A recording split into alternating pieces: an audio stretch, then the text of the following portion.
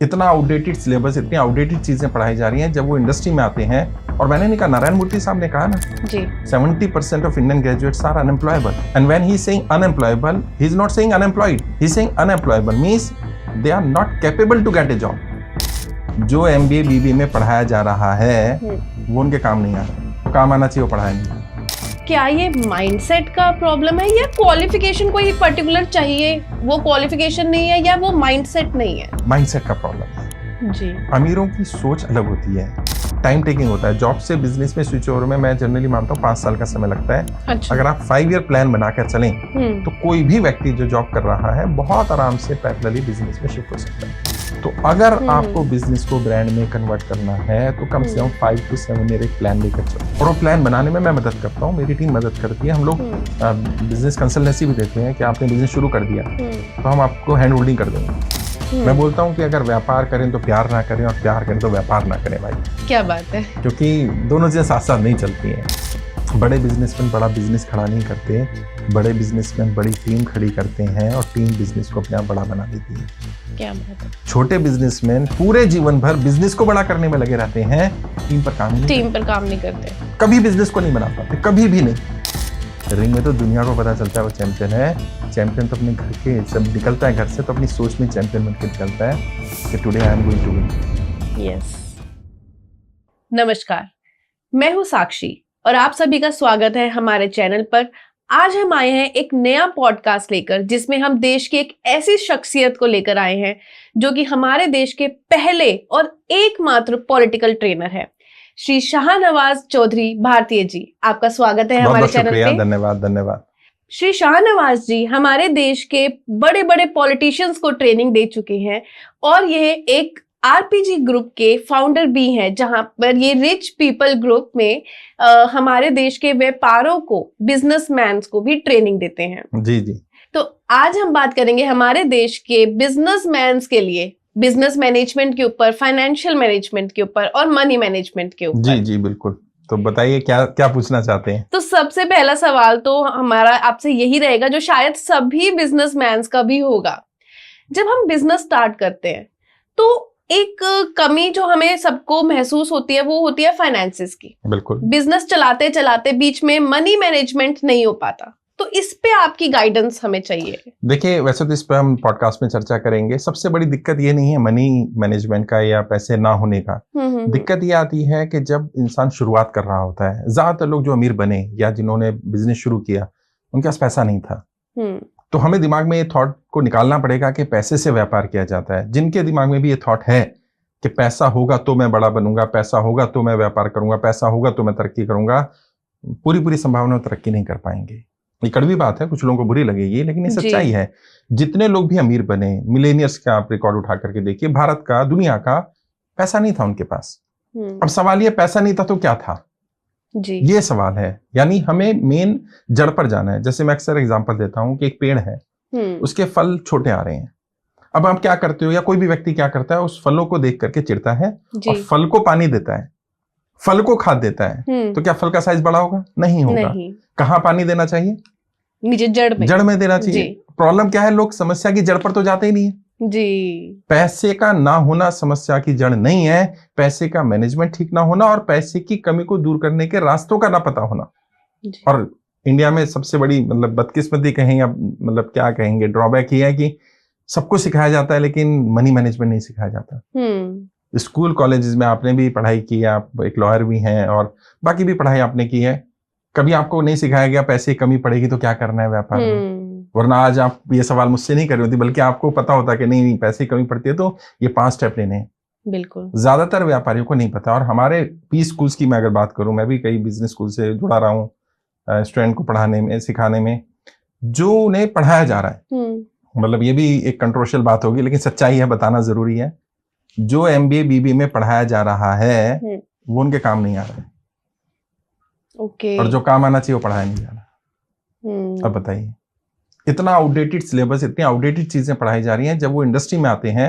और मैंने नहीं कहा, नारायण मूर्ति साहब ने कहा ना जी कि 70% of Indian graduates are unemployable, and when he is saying unemployable, he is not saying unemployed, he is saying unemployable means they are not capable to get a job, they are not industry fit. जो industry की requirements हैं, जो चाहिए मुझे, वो नहीं मिल रहा है। आप भी एक बिजनेस एंटरप्रेन्योर भी हैं और आपका अपना फैमिली बिजनेस भी है, अच्छे स्टाफ की हमेशा जरूरत रहती होगी आपको। बिल्कुल। एक तरफ लोग कह रहे हैं बेरोजगारी है, एक तरफ आप कह रहे हो स्टाफ की जरूरत है, तो कौन झूठ बोल रहा है? मैं भी ये देखता हूँ, मेरे यहाँ पर अच्छा स्टाफ नहीं मिल रहा है मुझे, और लोग कह रहे हैं हम बेरोजगार हैं, तो झूठ कौन बोल रहा है? जो बेरोजगार है वो झूठ बोल रहा है, वो भी झूठ नहीं बोल रहा, बेरोजगार तो है। अच्छा, आप झूठ बोल रहे हो? बिल्कुल, आप भी सच बोल रहे हो कि आपके यहाँ भी जरूरत है अच्छे स्टाफ की। कुछ गैप है जो मिसिंग है, उस पर हम चर्चा करेंगे, ऑब्वियस सी बात है। लेकिन मैं, जो आपका पहला सवाल था कि पैसे की दिक्कत नहीं है, पैसे के मैनेजमेंट का इशू है, और प्लस जब पैसा नहीं है तो क्या करना है, वो इशू है। और वो सीखना पड़ेगा, वो जानना पड़ेगा कि वो लोग जो अमीर बने, वो लोग जिन्होंने जीरो से स्टार्ट किया, कैसे किया। तो सर, क्या ये माइंडसेट का प्रॉब्लम है, या क्वालिफिकेशन कोई पर्टिकुलर चाहिए, वो क्वालिफिकेशन नहीं है, या वो माइंडसेट नहीं है लोगों का? नहीं, माइंडसेट का भी प्रॉब्लम है, क्वालिफिकेशन का इतना इशू नहीं है। ओके। बल्कि ज्यादातर बिलियनियर्स, मल्टी बिलियनियर्स ज्यादा पढ़े लिखे नहीं है। बिल्कुल। उन्हें फॉर्मल एजुकेशन नहीं मिली और वो अमीर बन गए। चाहे आप बिल गेट्स की बात कर लें, चाहे आप वॉरेन बफे की बात कर लें, या और भी जितने लोग हैं, कॉलेज ड्रॉप आउट बहुत सारे लोग हैं, भारत में बहुत सारे लोग हैं। धीरूभाई अंबानी की अगर हम बात कर लें, या वर्तमान में जो अमीर हैं उनकी बात कर लें, माइंडसेट का प्रॉब्लम है जी। अमीरों की सोच अलग होती है। अमीर व्यक्ति, लोगों को लगता है कि, मुझे भी लगता था जब मैं गरीब था, या यूं कहे पैसा नहीं था, कि पैसा आएगा तो सारी समस्याओं का समाधान हो जाएगा। पैसा आ तो गया, लेकिन क्योंकि मुझे पैसा मैनेज नहीं करना आता था, तो मैं वापस गरीब हो गया। फिर मैंने वो मनी मैनेजमेंट के रूल्स सीखे, जो मैं आज लोगों को सिखाता हूँ कि पैसे की कमी को दूर कैसे करना है जीवन में। अगर आप जॉब करते हैं तो क्या चैलेंजेस आते हैं, अगर आप बिजनेस करते हैं तो क्या चैलेंजेस आते हैं। अगर मान लीजिए वर्तमान में आपके पास पैसा नहीं है, तो क्या करें? घर बैठ जाए? नहीं, घर तो नहीं बैठना है। तो क्या करना है? हमें कुछ करना है। वो क्या करके पैसा आएगा? खाली बैठने से तो नहीं आएगा। तो जब वो सीखते हैं इंसान, तो फिर आगे बढ़ जाता है। तो जैसे आपने कहा कि पैसों की कमी को दूर करना है, हाँ, कमी को दूर करना। इसके क्या कोई नियम है जो अमीर लोगों को पहले से ही पता है? बिल्कुल है, हाँ, अमीरी के नियम है। तो वो नियम थोड़ा हमारे ऑडियंस को भी तो ट्रेनिंग में क्या बताऊंगा? चलिए, कम से कम आप एक दो ऐसी कोई बात जो शायद अमीर लोग को पहले से पता है और जो आम जनता नहीं जान पाई। 2-3 नियम बता देता हूँ, आपके ऑडियंस को भी फायदा होगा और आपको भी शायद पता चले जी। मैं अक्सर बताता रहता हूँ कि we don't have money problems, we have business problems, we have relationship problems, we have different issues, but पैसे का इतना प्रॉब्लम नहीं है। पैसे का सिर्फ माइंडसेट का दिक्कत है। माइंडसेट का क्या है? नियम नहीं पता। नियम कैसा है? जैसे पैसे का एक नियम देता हूँ, जो पैसा जितना जल्दी आता है वो उतना जल्दी चला जाता है। अच्छा, ये पैसे का नियम है। तो जो पैसा आहिस्ता आहिस्ता आता है, वो उसके साथ आपको उसको मैनेज करने का एक्सपीरियंस भी लेकर के आता है। अचानक आपने देखा हो किसी लॉटरी लग गई, जुए में, सट्टे में, कहीं से पैसा आ गया, मैं आपको लिख कर दे सकता हूँ। ऐसे 100 लोगों के बारे में आप रिसर्च करिए जिन्होंने लॉटरी में, जुए में, सट्टे में कहीं से पैसा इकट्ठा कर लिया, अचानक आ गया 2, 4, 5, 10 करोड़ रुपए। विद इन 1 ईयर 90% लोग गरीब हो जाएंगे वापस। अच्छा, विद इन 1 ईयर 90% लोगों को पैसा गवा देंगे। संभालना नहीं आएगा, मनी मैनेजमेंट नहीं पता है। क्यों? क्योंकि नियम क्या कहता है? जो पैसा जल्दी आता है वो पैसा जल्दी चला जाता है। बिल्कुल। अब जल्दी आने का तो रास्ता हमें पता चल गया, ना जाए उसका रास्ता नहीं पता, क्योंकि मनी मैनेजमेंट नहीं पता। एक और पैसे का नियम, जब इंसान को पैसे की दिक्कत आती है तो इंसान क्या सोचता है? वो सोचता है कहीं से भी पैसा आ जाए। कुछ सोर्सेज ऐसे होते हैं जहां से पैसा नहीं लेना चाहिए। उन सोर्सेज से अगर आप पैसा ले लेंगे तो वो दलदल है। अब वो क्या होगा? आपने पैसा तो ले लिया, कोई लोग प्राइवेट फाइनेंसर से ले लेते हैं, कई लोग कहीं और से ले लेते हैं। अब वो उन्हें नहीं मालूम है पैसा नहीं आया, ये एक लायबिलिटी आई है, और वो आपकी जेब से पैसा और ज्यादा खींचता चला जाएगा। होना क्या चाहिए था? आपका पैसा आपको पैसा कमा कर देता। यहाँ क्या हो गया? पैसा तो आया आपके पास, लेकिन उस पैसे ने आपको दलदल में डाल दिया। और ऐसी दलदल के कई लोग पूरी तरह तबाह हो जाते हैं। मैंने ऐसे लोगों को देखा कि उनके ऊपर अच्छा व्यापार सब चल रहा था, बट अचानक एक्सपेंशन को लेकर या कोई और थॉट आया और कहीं से ऐसा पैसा ले लिया कि उनका पूरा व्यापार ही कोलैप्स कर गया। उन्हें जब तक ये समझ में आता कि मैं दलदल में फंस गया हूं, तब तक देर हो चुकी थी। उन्हें समझ में नहीं आया, और जब वही या कोई समझाए कौन। तो सर, राइट इन्वेस्टर ये कैसे ढूंढे कि कहां से वो राइट मनी का सोर्स हमारा क्या बन सकता है? उसके लिए प्रोजेक्ट रिपोर्ट बनाना पड़ता है। आपका जो भी बिजनेस है, अगर आप ऑलरेडी रनिंग बिजनेस में इन्वेस्टमेंट चाहते हैं, पहले तो आपको तय करना होगा आपको इन्वेस्टर चाहिए, फाइनेंसर चाहिए, पार्टनर चाहिए, क्या चाहिए। ज्यादातर व्यापारियों को तो ये भी नहीं मालूम है जी, बिल्कुल। उनको लगता है पैसा है ना सिर्फ। फाइनेंसर का पैसा अलग है, इन्वेस्टर का पैसा अलग होता है, पार्टनर का पैसा अलग होता है। बिल्कुल। अब लोगों को लगा यार पैसे के भी 3 कैटेगरी, हाँ 3 नहीं और भी कैटेगरी है। जो उधार का पैसा वो अलग होता है, जो बैंक का लोन का पैसा होता है वो अलग पैसा होता है, जो प्राइवेट फाइनेंसर का होता है वो अलग होता है, जो अपनी एसेट्स को लिक्विफाई करके पैसा लेते हैं वो अलग होता है। हर पैसे की कैटेगरी है। तो हमें चाहिए क्या, पहले तो वो तय करना, फिर प्रोजेक्ट रिपोर्ट बनाना। भाई मान लीजिए मेरा बिजनेस है, उल्टा देखते हैं ना, आप इन्वेस्टर हैं, आपके पास पैसा है, मेरा बिजनेस है, मुझे 5 करोड़ 10 करोड़ रुपए आपसे चाहिए। आप मूर्ख तो नहीं है ना, आपने पैसा कमाया है और मैं आपको बता रहा हूँ और सबको बता रहा हूँ, यदि कोई व्यक्ति अमीर है और अमीरी मेंटेन किए हुए है तो ये समझ लेना उसे कुछ आता है कि नहीं आता, उसको अमीरी के नियम मालूम है। नियम मालूम है। अगर नियम नहीं मालूम होते तो वो अमीर नहीं रहता, गरीब हो जाता। तो आपको नियम मालूम है तो आप ऐसे तो 5 करोड़ नहीं दे दोगे मुझे। बिल्कुल। आप क्या देखोगे, मेरी वर्थ क्या है, मेरी फ्यूचर प्लानिंग क्या है। अच्छा मान लीजिए बिल्कुल नया प्रोजेक्ट है, बिल्कुल नया यूनिक, जैसे मेरा इंस्टीट्यूट है, पॉलिटिशियंस को मैं ट्रेनिंग देता हूँ, बिल्कुल यूनिक कॉन्सेप्ट है। आपको लगा यार कॉन्सेप्ट तो यूनिक है बट चलेगा कि नहीं चलेगा, प्रैक्टिकलिटी कितनी है उसकी फिजिबिलिटी वर्तमान में कितनी है, आरओआई क्या है, रिस्क कितना है, क्या मेरा पैसा सेफ है कि नहीं है। क्योंकि अमीरों को कुछ आता है कि नहीं आता, अपने पैसे की रक्षा करनी अच्छी तरह आती है। और मैं आपको भी बता रहा हूँ और आपके माध्यम से ऑडियंस को बता रहा हूँ, अगर आप अपने पैसे की, छोटे पैसे की रक्षा नहीं कर सकते, आप कभी अमीर नहीं बन सकते। अमीर बनने का बेसिक नियम यही है कि आपको अपने पैसे की रक्षा करनी पड़ेगी, रक्षा करनी सीखनी पड़ेगी। और आप जॉब करें या बिजनेस करें फर्क नहीं पड़ता, आप 10,000 भी कमाते हैं तो पैसे की रक्षा करनी पड़ेगी, वरना वो कहते हैं ना व्यापार शेर की सवारी है जी। अगर उसके कान टाइट रखोगे तो वो चलाते रहोगे, और अगर थोड़ा सा ढीला छोड़ा शेर खा जाएगा आपको। व्यापार शेर की सवारी है, सीधी सी बात है। तो ये दिक्कतें लोगों को नहीं मालूम है, और लोगों को जब हम प्रोजेक्ट रिपोर्ट बनाते हैं तो उन्हें इन्वेस्टर मिल जाता है। 10 साल 5 साल से धक्के खा रहे होते, नहीं मिल रहा होता। जब बैठ करके सिस्टमेटिक प्रोजेक्ट रिपोर्ट बनाते हैं, प्लान ए बनाते हैं, प्लान बी बनाते हैं, प्लान सी बनाते हैं, इन्वेस्टर मिल जाता है, पैसा आ जाता है। तो क्या कोई ऐसी भी स्कीम है, कोई ऐसा नियम है जब बिना पैसों के भी व्यापार शुरू किया जा सकता है? स्कीम तो खैर ज्यादातर फर्जी वाली चीजें होती हैं, मैं उस पर तो नहीं जाऊंगा, लेकिन हाँ किया जा सकता है। जैसे मैंने कहा, मैं आपको एक और एग्जांपल देता हूँ। जो बड़े लोग अमीर बने या जिन्होंने अमीरी हासिल की, ज्यादातर गरीब थे। अच्छा। अब उन्होंने गरीबी से अमीरी कैसे हासिल की, उसके कहते ना ट्रैक पर जाओ। अगर थॉमस अल्वा एडिसन ने 10,000 बार एक्सपेरिमेंट करके बल्ब डिस्कवर कर दिया, तो क्या जरूरत पड़ी दोबारा रिसर्च करके बल्ब पहले 10,000 बार एक्सपेरिमेंट करें? 10 रुपए का खरीद लाओ मार्केट से। बिल्कुल। तो जो अमीर हैं उन्होंने वो रास्ते बना रखे ना, वो रास्तों पे चले, आप भी चलो उन रास्तों पर। उन्होंने क्या करा, धीरूभाई अंबानी का एग्जांपल लेते हैं। उनके पास पैसा नहीं था, उन्होंने अमीरी कैसे हासिल की? पहले उन्होंने जॉब करी, जॉब करके कुछ पैसा कमाया, कुछ पैसा बचाया, और एक साथ में 2-2 3-3 जगह नौकरी की। अच्छा। कुछ पैसा अपने खर्चे के लिए रखा, कुछ पैसा अपना सेविंग किया। जब उतना आ गया, जो सीड फंडिंग होता है, एक पेड़ लगाने के लिए बीज चाहिए ना, बिल्कुल, सीड फंडिंग के बराबर आ गया तो काम हो जाएगा। और सीड और ट्री के साइज में डिफरेंस कितना, आम का पेड़ और आम की बीज कितना डिफरेंस है, कई हजार गुना का। यानी अगर आपको 1,000 करोड़ का व्यापार करना है तो 1 करोड़ का बीज साइज होना सफिशिएंट है। लोगों को क्या लगता है, नहीं 1,000 करोड़ का मेरे को एम्पायर खड़ा करना है तो कम से कम 10 करोड़ रुपए 20 करोड़ रुपए चाहिए, नहीं होंगे। इसी को और कम कर दें तो लोगों को समझ में आएगा कि अगर आपको 1 करोड़ का व्यापार करना है तो 1 लाख रुपए 10,000 रुपए से भी शुरू हो सकता है। बिल्कुल। प्रॉब्लम क्या है कि लोगों को ये पता नहीं कहां से डाल दिया गया कि पैसे से शुरू करना है, पैसे से ही पैसा बनेगा, पैसे से पैसा बनेगा। वो भी सही है एक स्टेज के बाद, ये बात सही है कि अमीर लोग और अमीर बनते जाते हैं। उनका कारण ये नहीं है सिर्फ पैसा है, पैसे का मैनेजमेंट भी, प्लस जब पैसा आता है तो कुछ चीजें अपने आप हो जाती हैं। जैसे आपको मैन पावर चाहिए तो अच्छे से अच्छा व्यक्ति आपको मिल जाएगा। जब आपके पास पैसा नहीं है, आप बढ़िया स्टाफ नहीं रख सकते।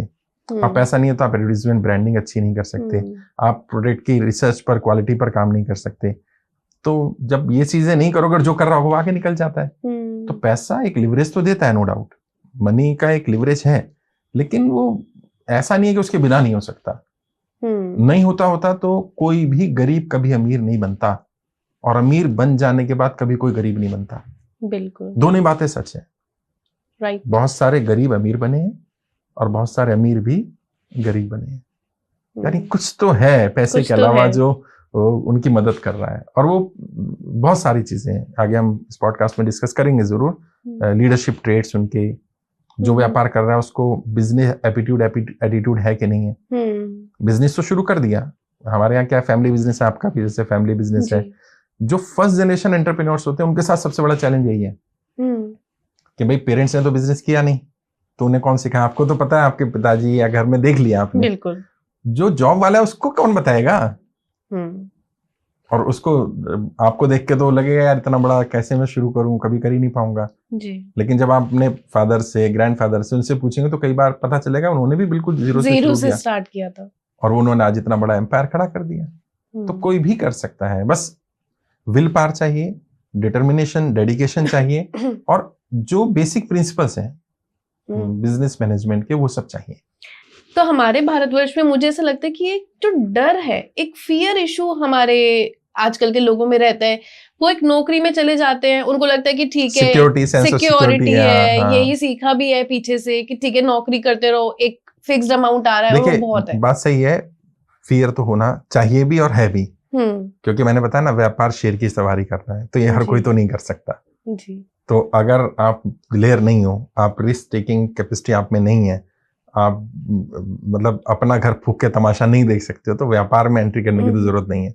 मैं पॉलिटिक्स में भी ये बोलता हूँ कि पॉलिटिक्स भी रिस्क है और बिजनेस भी रिस्क है। रिस्क तो हर चीज में ना, आप घर से निकले तो भी रिस्क था ना, मैं यहाँ आया तो भी रिस्क था जी। कोई हादसा भी हो सकता है, गाड़ी पंचर भी हो सकती है, एक्सीडेंट भी हो सकता है, बट हम रोज रिस्क लेते हैं। डिपेंड ये करता है कि रिस्क कितना बड़ा, और व्यापारी कितना बड़ा रिस्क लेता है, वो रिस्क ऑफ लाइफ ले लेता है, इसलिए वो शेर की सवारी कर रहा है। तो जिन्हें सेंस ऑफ सिक्योरिटी चाहिए उनके लिए जॉब ठीक है, लेकिन जॉब क्या है? आपका समय, आपके पैसे, आपकी मेहनत से कोई और अमीर बनेगा, बिल्कुल सीधी सी बात है। तो बेहतर ये नहीं है कि आप अपना समय, अपना पैसा अपने लिए लगाओ खुद अमीर बनने के लिए। अगर कोई आपको 50,000 रुपए, लाख रुपए दे रहा है, और जो भी ऑडियंस सुन रहा है, अगर लाख रुपए की सैलरी आपकी है तो आप 10-15 लाख उसे कमा के दोगे तभी तो देगा। बिल्कुल।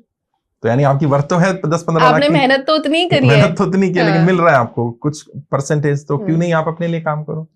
नहीं रास्ता पता चल रहा तो रास्ते ढूंढो, जॉब के साथ साथ भी। और मैं कहता हूँ जैसे लेन चेंज करते हैं हम लोग, रोड पे जाते हैं, तो अगर मान लीजिए आप ड्राइविंग करती हैं जी, तो आप अगर लेन चेंज करनी हो तो ऐसा नहीं है इंडिकेटर दिया और तुरंत गाड़ी मोड़ दी, नहीं। क्यों? पीछे वाला ठोक देगा। हम क्या करते हैं, इंडिकेटर भी देते हैं, फिर आहिस्ता आहिस्ता लेन चेंज करते हैं। ऐसे ही जब आपको जॉब से बिजनेस में स्विच ओवर करना है, या बिजनेस को ही बिजनेस में चेंज करना है, नया बिजनेस या नया कुछ सेक्शन, तो क्या करना है, धीरे धीरे एक टाइम टेकिंग होता है। जॉब से बिजनेस में स्विच ओवर में मैं जनरली मानता हूँ 5 साल का समय लगता है। अच्छा। अगर आप 5 ईयर प्लान बनाकर चलें तो कोई भी व्यक्ति जो जॉब कर रहा है बहुत आराम से पैरेलली बिजनेस में शिफ्ट हो सकता है। और जॉब छोड़कर बिजनेस नहीं करना है, ये भी ध्यान रखिएगा। अच्छा। क्योंकि अकॉर्डिंग टू सर्वे 90% पीपल जिन्होंने जॉब छोड़कर बिजनेस किया वो फ्लॉप हो गए। ओके। और उसका कारण क्या है? बहुत सिंपल एग्जांपल से समझाता हूँ। मान लीजिए एक पौधा निकल रहा है, आपने उस पर पैर रख दिया तो मर जाएगा ना। अभी क्या था, बिजनेस में आपने जॉब करते थे, मान लीजिए आप 1 लाख रुपए महीना सैलरी थी, आप बिजनेस में आ गए, अब 1 लाख रुपए घर आना बंद हो गया। बिल्कुल। कमाई बंद हुई है, खर्चे बंद नहीं हुए। खर्चे उतने ही है। अच्छा, जो 1 लाख कमाता है जॉब में, उसकी खर्चे कितने होते हैं? कईयों के तो 1.5 लाख होते हैं तो क्रेडिट कार्ड से EMI पर चल रहे होते हैं। लेकिन मान लो 1 लाख का खर्चा या 80,000 का खर्चा, 70-80 हजार तो उनका खर्च हो ही जाता है। अब मान लो आपको 70,000 रुपए महीना चाहिए घर के लिए, बिल्कुल, जॉब हो गई बंद। जिस बिजनेस को शुरू किया उसमें शुरू में पैसा लगाना है, उससे आप पैसा निकाल रहे हो 70,000 रुपए महीना। तो बच्चे ने चलना शुरू नहीं किया, उससे उम्मीद करो दौड़ेगा तो गिर ही जाएगा ना भाई।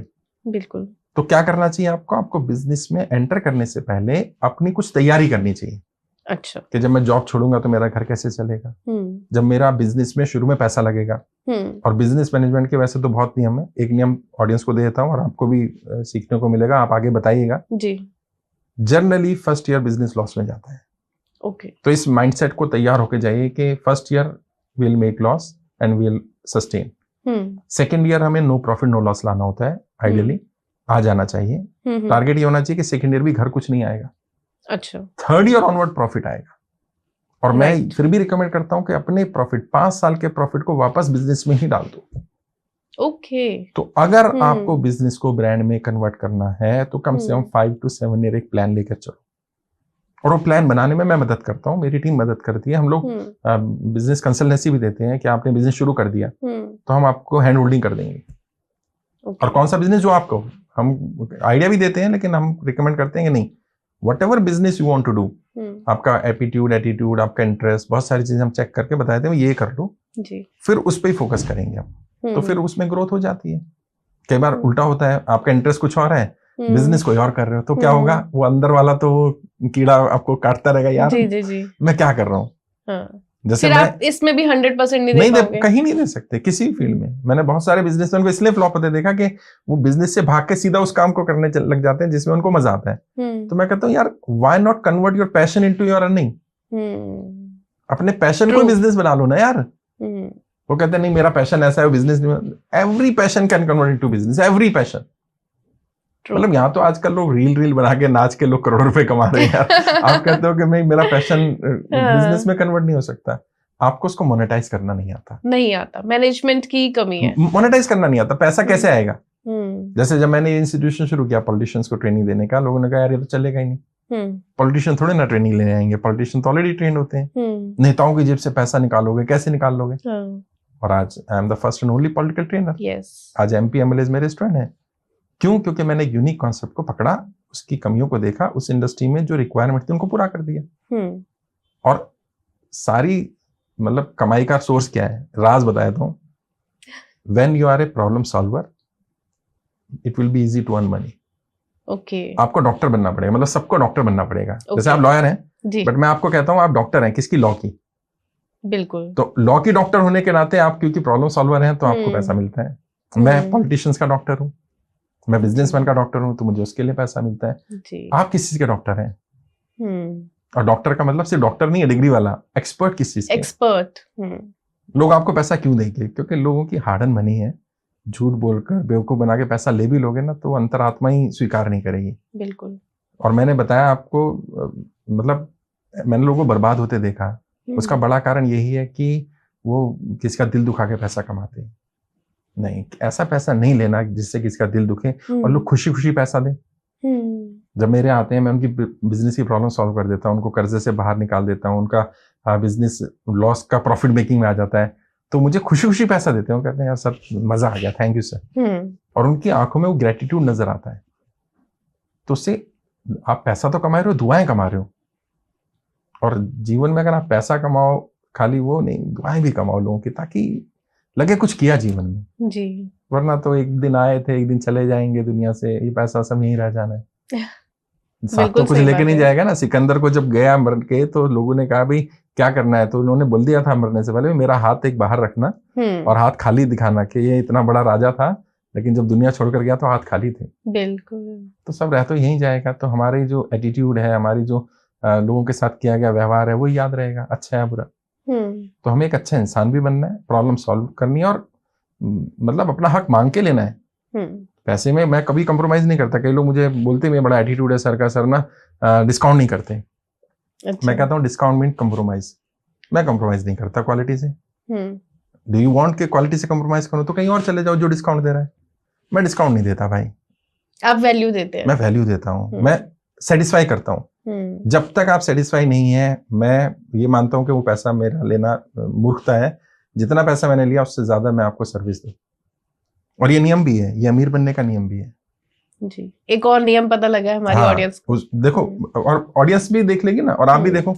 आप बाहर जाओ जी, कोई ऐसा व्यक्ति ढूंढो जिसे जितना पैसा मिलता हो वो उससे ज्यादा काम करने को तैयार हो जाए। मिलेगा ही नहीं। बिल्कुल। लोग कितना काम करना चाहते हैं पता है? पैसा मिले ज्यादा और काम करना पड़े कम, और काम ना करना पड़े और पैसा मिल जाए तो इससे तो बढ़िया कुछ है ही नहीं। हाँ, बिल्कुल। लोग यही चाहते हैं। हाँ, चाहते हैं। तो अब आपने क्या करना है? आपने उल्टा हो जाना है जी। जीवन में ये तय कर लो जितना मुझे पैसा मिलेगा उससे ज्यादा मैं वैल्यू दूंगा। और सिर्फ पैसा नहीं, जितनी मुझे कोई रिस्पेक्ट देगा मैं उससे ज्यादा रिस्पेक्ट दूंगा। जितना कोई मुझे मान सम्मान देगा मैं उससे ज्यादा मान सम्मान उसका करूंगा। जितना कोई मुझे समझेगा मैं उससे ज्यादा उसको समझूंगा। हर चीज में ज्यादा लौटाओ। और ये प्रकृति का, कुदरत का नियम है। जो चीज आप देते हो वो बढ़ के आपके पास आ जाती है। बिल्कुल सही बात। जब आप नेगेटिव सोचते हो तो नेगेटिविटी बढ़ती है, जब आप पॉजिटिव सोचते हो पॉजिटिविटी बढ़ती है। राइट। और लोगों को ये नियम नहीं मालूम है जी। तो ये समस्याएं हैं कुछ। तो इसी के ऊपर, इसी से रिलेटेड एक क्वेश्चन ये है कि जब बिजनेस में लॉस होने लगता है, जैसे कि आपने अभी हमें समझाया कि पहले साल तो लॉस ही होगा जनरली, हाँ, तो वहां पर लोग घबरा जाते हैं। अब वो लॉस देख के या तो वो सोचते हैं कि मैं बंद कर दूं इस बिजनेस को, या वापस लौट जाऊं, जॉब कर लूं फिर से। तो यहाँ पे वो कैसे अपनी मैनेजमेंट करें? देखिए ऐसा है, अगर लॉस हो रहा है ज्यादा और लॉस हो रहा है मैन मेड रीजन से, मतलब हमें रीजन पता है या हम कंट्रोल कर सकते हैं, तो पहले हमें उसे कंट्रोल करना चाहिए। अच्छा। लेकिन मान लीजिए लॉस ऐसा हो रहा है जो बिल्कुल ड्रास्टिक है, अनएक्सपेक्टेड है, ऐसा था जो आपने सोचा था लेकिन वैसा नहीं हो पा रहा है और आगे संभावना भी नहीं नजर आ रही है, अच्छा, तो इमोशनल भी ड्रिवन नहीं होना है। मैं बोलता हूँ कि अगर व्यापार करें तो प्यार ना करें और प्यार करें तो व्यापार ना करें भाई। क्या बात है। क्योंकि दोनों चीजें साथ साथ नहीं चलती हैं। बिल्कुल। कहते हैं ना उधारी गुजरात में कहा जाता है दो धारी मतलब दो तो भी नुकसान है, उधार ना दो तो भी नुकसान है। तो ऐसे ही व्यापार में प्यार नहीं है भैया, थोड़ा सा रिजिड, थोड़ा सा रूड होना पड़ेगा। चीजें अगर नहीं चल रही हैं तो उस पे स्टिक रहना कि नहीं मेरा इतना सपनों था ये था, तो हो सकता है हमारा तरीका गलत रहा हो, हम तरीका चेंज करेंगे फिर आगे बढ़ जाएंगे।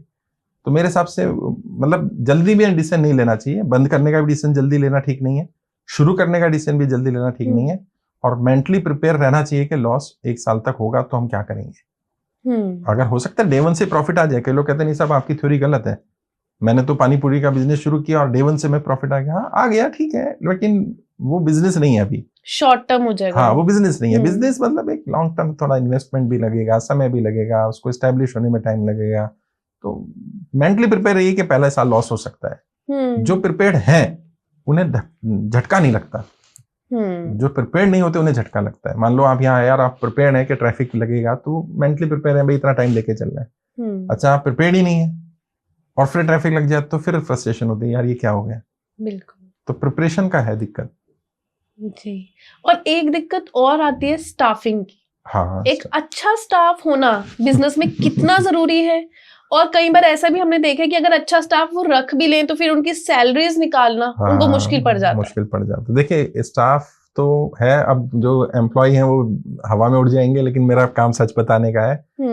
एक्चुअल में हम कहते हैं कि हम व्यापारी हैं तो हम अन्नदाता हैं, सच्चाई ये नहीं है हम अन्नदाता हैं। अन्नदाता तो हमारा एम्प्लॉय है जो हमें भी दे रहा है और हमारे सब चीज मेंटेन कर रहा है। बहुत बड़ी बात कही आपने। ये सच्चाई है, अन्नदाता वही है, क्योंकि हम तो कुछ कर नहीं रहे ना। मैं अपने ऑफिस में कुछ भी नहीं करता, कुछ भी नहीं करता। सोचिए कॉल अटेंड करने की दूसरी टीम है, एडिटिंग दूसरी टीम करेगी, प्रमोशन, ब्रांडिंग, काउंसलिंग सब अलग अलग लोग कर रहे हैं, मैं कुछ नहीं कर रहा। मैं तो सिर्फ 1-to-1 जो बिजनेसमैन बड़े हैं या जो पॉलिटिशियंस हैं उनसे मिलना, ट्रेनिंग देना, मेरा सिर्फ उतना रोल है। 90% काम दूसरे कर रहे हैं। लेकिन अगर वो ना हो या वो इफेक्टिव ना हो तो मेरा तो सब कुछ कोलैप्स कर जाएगा। तो एक्चुअल में मेरी तो रिक्वायरमेंट है वो लोग। समस्या यार ये अच्छा स्टाफ मिल नहीं पाता, एक तो लीडर के अंदर लीडरशिप नहीं है, तो वो हुनर को पहचान नहीं पाता। ओके। आचार्य चाणक्य जिन्हें मैं अपना गुरु मानता हूँ, और हम सबके गुरु हैं आचार्य चाणक्य, बिजनेस में भी पॉलिटिक्स में भी। उन्होंने एक बढ़िया बात कही। उन्होंने कहा कि इस धरती पर सबसे बड़ा हुनर क्या है? किसी के हुनर को पहचानने का हुनर सबसे बड़ा हुनर है। बिल्कुल। और ज्यादातर लोगों में ये हुनर नहीं है। लोग दूसरे का हुनर नहीं पहचान पाते। बाय गॉड ग्रेस मुझे वो टैलेंट है तो मैं लोगों का हुनर पहचान लेता हूँ, तो मुझे स्टाफ मिल जाता है। फिर जैसे मैं हुनर पहचानता हूँ, मैं अपने ट्रेनीज को ट्रेन करता हूँ, व्यापारियों को, कि तुम ये पैरामीटर देखो उसके, जिससे कि वो जो बोल रहा है या जो उसके रिज्यूमे में लिखा है उसके अलग हटके देखो उसके अंदर क्या है। लोग क्या करते हैं, रिज्यूमे के आधार पर सिलेक्शन करते हैं, मैं ऐसा नहीं करता। ओके। बल्कि मेरे यहाँ तो कोई इंटरव्यू के लिए वैसे तो काफी टाइम से हमने रिक्रूटमेंट ऐसा किया ही नहीं, क्योंकि पुराने लोग चल रहे हैं। बट जब करते भी थे तो मैं रिज्यूमे साइड रख देता था। मैंने कहा यार ये तो तुम्हें पता ही है, और वो भी नहीं जैसे फॉर्मली लोग करते हैं, अच्छा tell me something about yourself. मैं इस पे बात ही नहीं करता। मैं उनकी हॉबीज पे बात करता हूँ, मैं उनके फ्यूचर प्लानिंग पर बात करता हूँ, मैं उनके रिस्पॉन्सिबिलिटीज पर बात करता हूँ, लाइबिलिटीज पर बात करता हूँ, उनके खर्चा कितना है, कमाई कितनी होनी चाहिए, बच्चे हैं नहीं है, कल है तो कितने बड़े हैं, उनकी पढ़ाई कैसे, हस्बैंड है तो वो क्या करते हैं, वाइफ है तो वो क्या करती हैं, परिवार में और कौन उन पे डिपेंडेंट है, जिससे कि मुझे आइडिया लगता है कि उस व्यक्ति की एक्चुअल में स्टेबिलिटी कितनी होगी, क्या रिक्वायरमेंट है। फिर मैं उसके हिसाब से उसकी सैलरी तय करता हूँ कि भाई अगर उसको खर्चा ही नहीं मिलेगा तो वो कहीं से अदर वे राउंड करेगा, चोरी करे, कुछ तो करेगा ना। और जिसका ध्यान ही काम में नहीं होगा उससे मैं कैसे उम्मीद करूं वो लॉयल रहेगा या वो अपना 100% देगा। फिर वो स्टाफ 100% देने लगता है, क्योंकि उसको लगता है कि मेरे घर की, मेरे परिवार की जिम्मेदारी सर उठाने को तैयार है। और मैं उसको बोलता हूँ अपने काम के प्रति ईमानदार रहना है, बस मुझे और कुछ नहीं चाहिए। Whatever responsibility you have, try to be 100% loyal for that. और जो व्यक्ति रहता है वो फिर तरक्की भी करता है। हमने यहाँ सिस्टम बना रखा है भाई, उनको कुछ इंसेंटिव भी देंगे, क्योंकि जो व्यापारी सुन रहे हैं, मैं कहूँगा इंसेंटिव बेस्ड मॉडल सबसे बेस्ट रहता है दोनों के लिए, काम करने वाले के लिए भी और करवाने वाले के लिए भी। एम्प्लॉय भी खुश होता है इससे, एक मोटिवेशन भी मिलता है, मोटिवेशन भी रहता है। दूसरा, सैलरी कम रखो और इंसेंटिव ज्यादा रखो। अच्छा, फिर उससे होगा क्या कि आपको बढ़िया टैलेंटेड व्यक्ति मिलने शुरू हो जाएंगे। ऐसे ऐसे फिर सैलरी भी बढ़ा दो, लेकिन शुरुआत में तो कोशिश करो कि उनको बोलो भाई काम करना पड़ेगा, और काम तो सबको ही करना पड़ेगा। भाई आप भले ही कुछ नहीं करती अपनी कंपनी में, लेकिन कुछ तो फिर भी करती है ना। बिल्कुल सही बात है। मैं अपने यहाँ कुछ नहीं करता, लेकिन फिर भी 10% तो करता हूँ ना। तो हर किसी को अपनी सैलरी को, अपनी इनकम को जस्टिफाई करना चाहिए अपने काम के आधार पर। अगर वो करेगा तो अच्छा स्टाफ मिल जाएगा। फिर स्टाफ कह लो उसको, मैं तो उसको टीम बोलता हूँ। बड़े बिजनेसमैन बड़ा बिजनेस खड़ा नहीं करते, बड़े बिजनेसमैन बड़ी टीम खड़ी करते हैं, और टीम बिजनेस को अपने आप बड़ा बना देती है। क्या बात है। छोटे बिजनेसमैन पूरे जीवन भर बिजनेस को बड़ा करने में लगे रहते हैं, टीम पर काम नहीं करते, कभी बिजनेस को नहीं बना पाते, कभी भी नहीं। मतलब उनकी मेहनत में कमी नहीं है, डेडिकेशन डिवोशन में कमी नहीं है, सब कुछ कर रहे हैं, but they are not able to form the team. और उन्हें टीम नहीं पता, उन्हें नहीं मालूम है कि हर स्टाफ मेंबर आपका टीम मेंबर नहीं होता है। हो भी सकता है, but her staff member team member नहीं होता है। ओके। टीम का मतलब कुछ और है। टीम का मतलब है जिसमें टारगेट ओरिएंटेड लोग हों, जिनका विजन कॉमन हो, जो कुछ गोल हों जिनके लिए काम कर रहे हो, जो कंपनी गोल से, कंपनी गोल भी और उनका इंडिविजुअल गोल भी। ओके भाई कंपनी ग्रो करती जाए, और मैं मतलब एम्प्लॉय हूँ कंपनी का, और मैं ग्रो ना करूँ तो मैं कब तक कंपनी में रहूंगा भाई।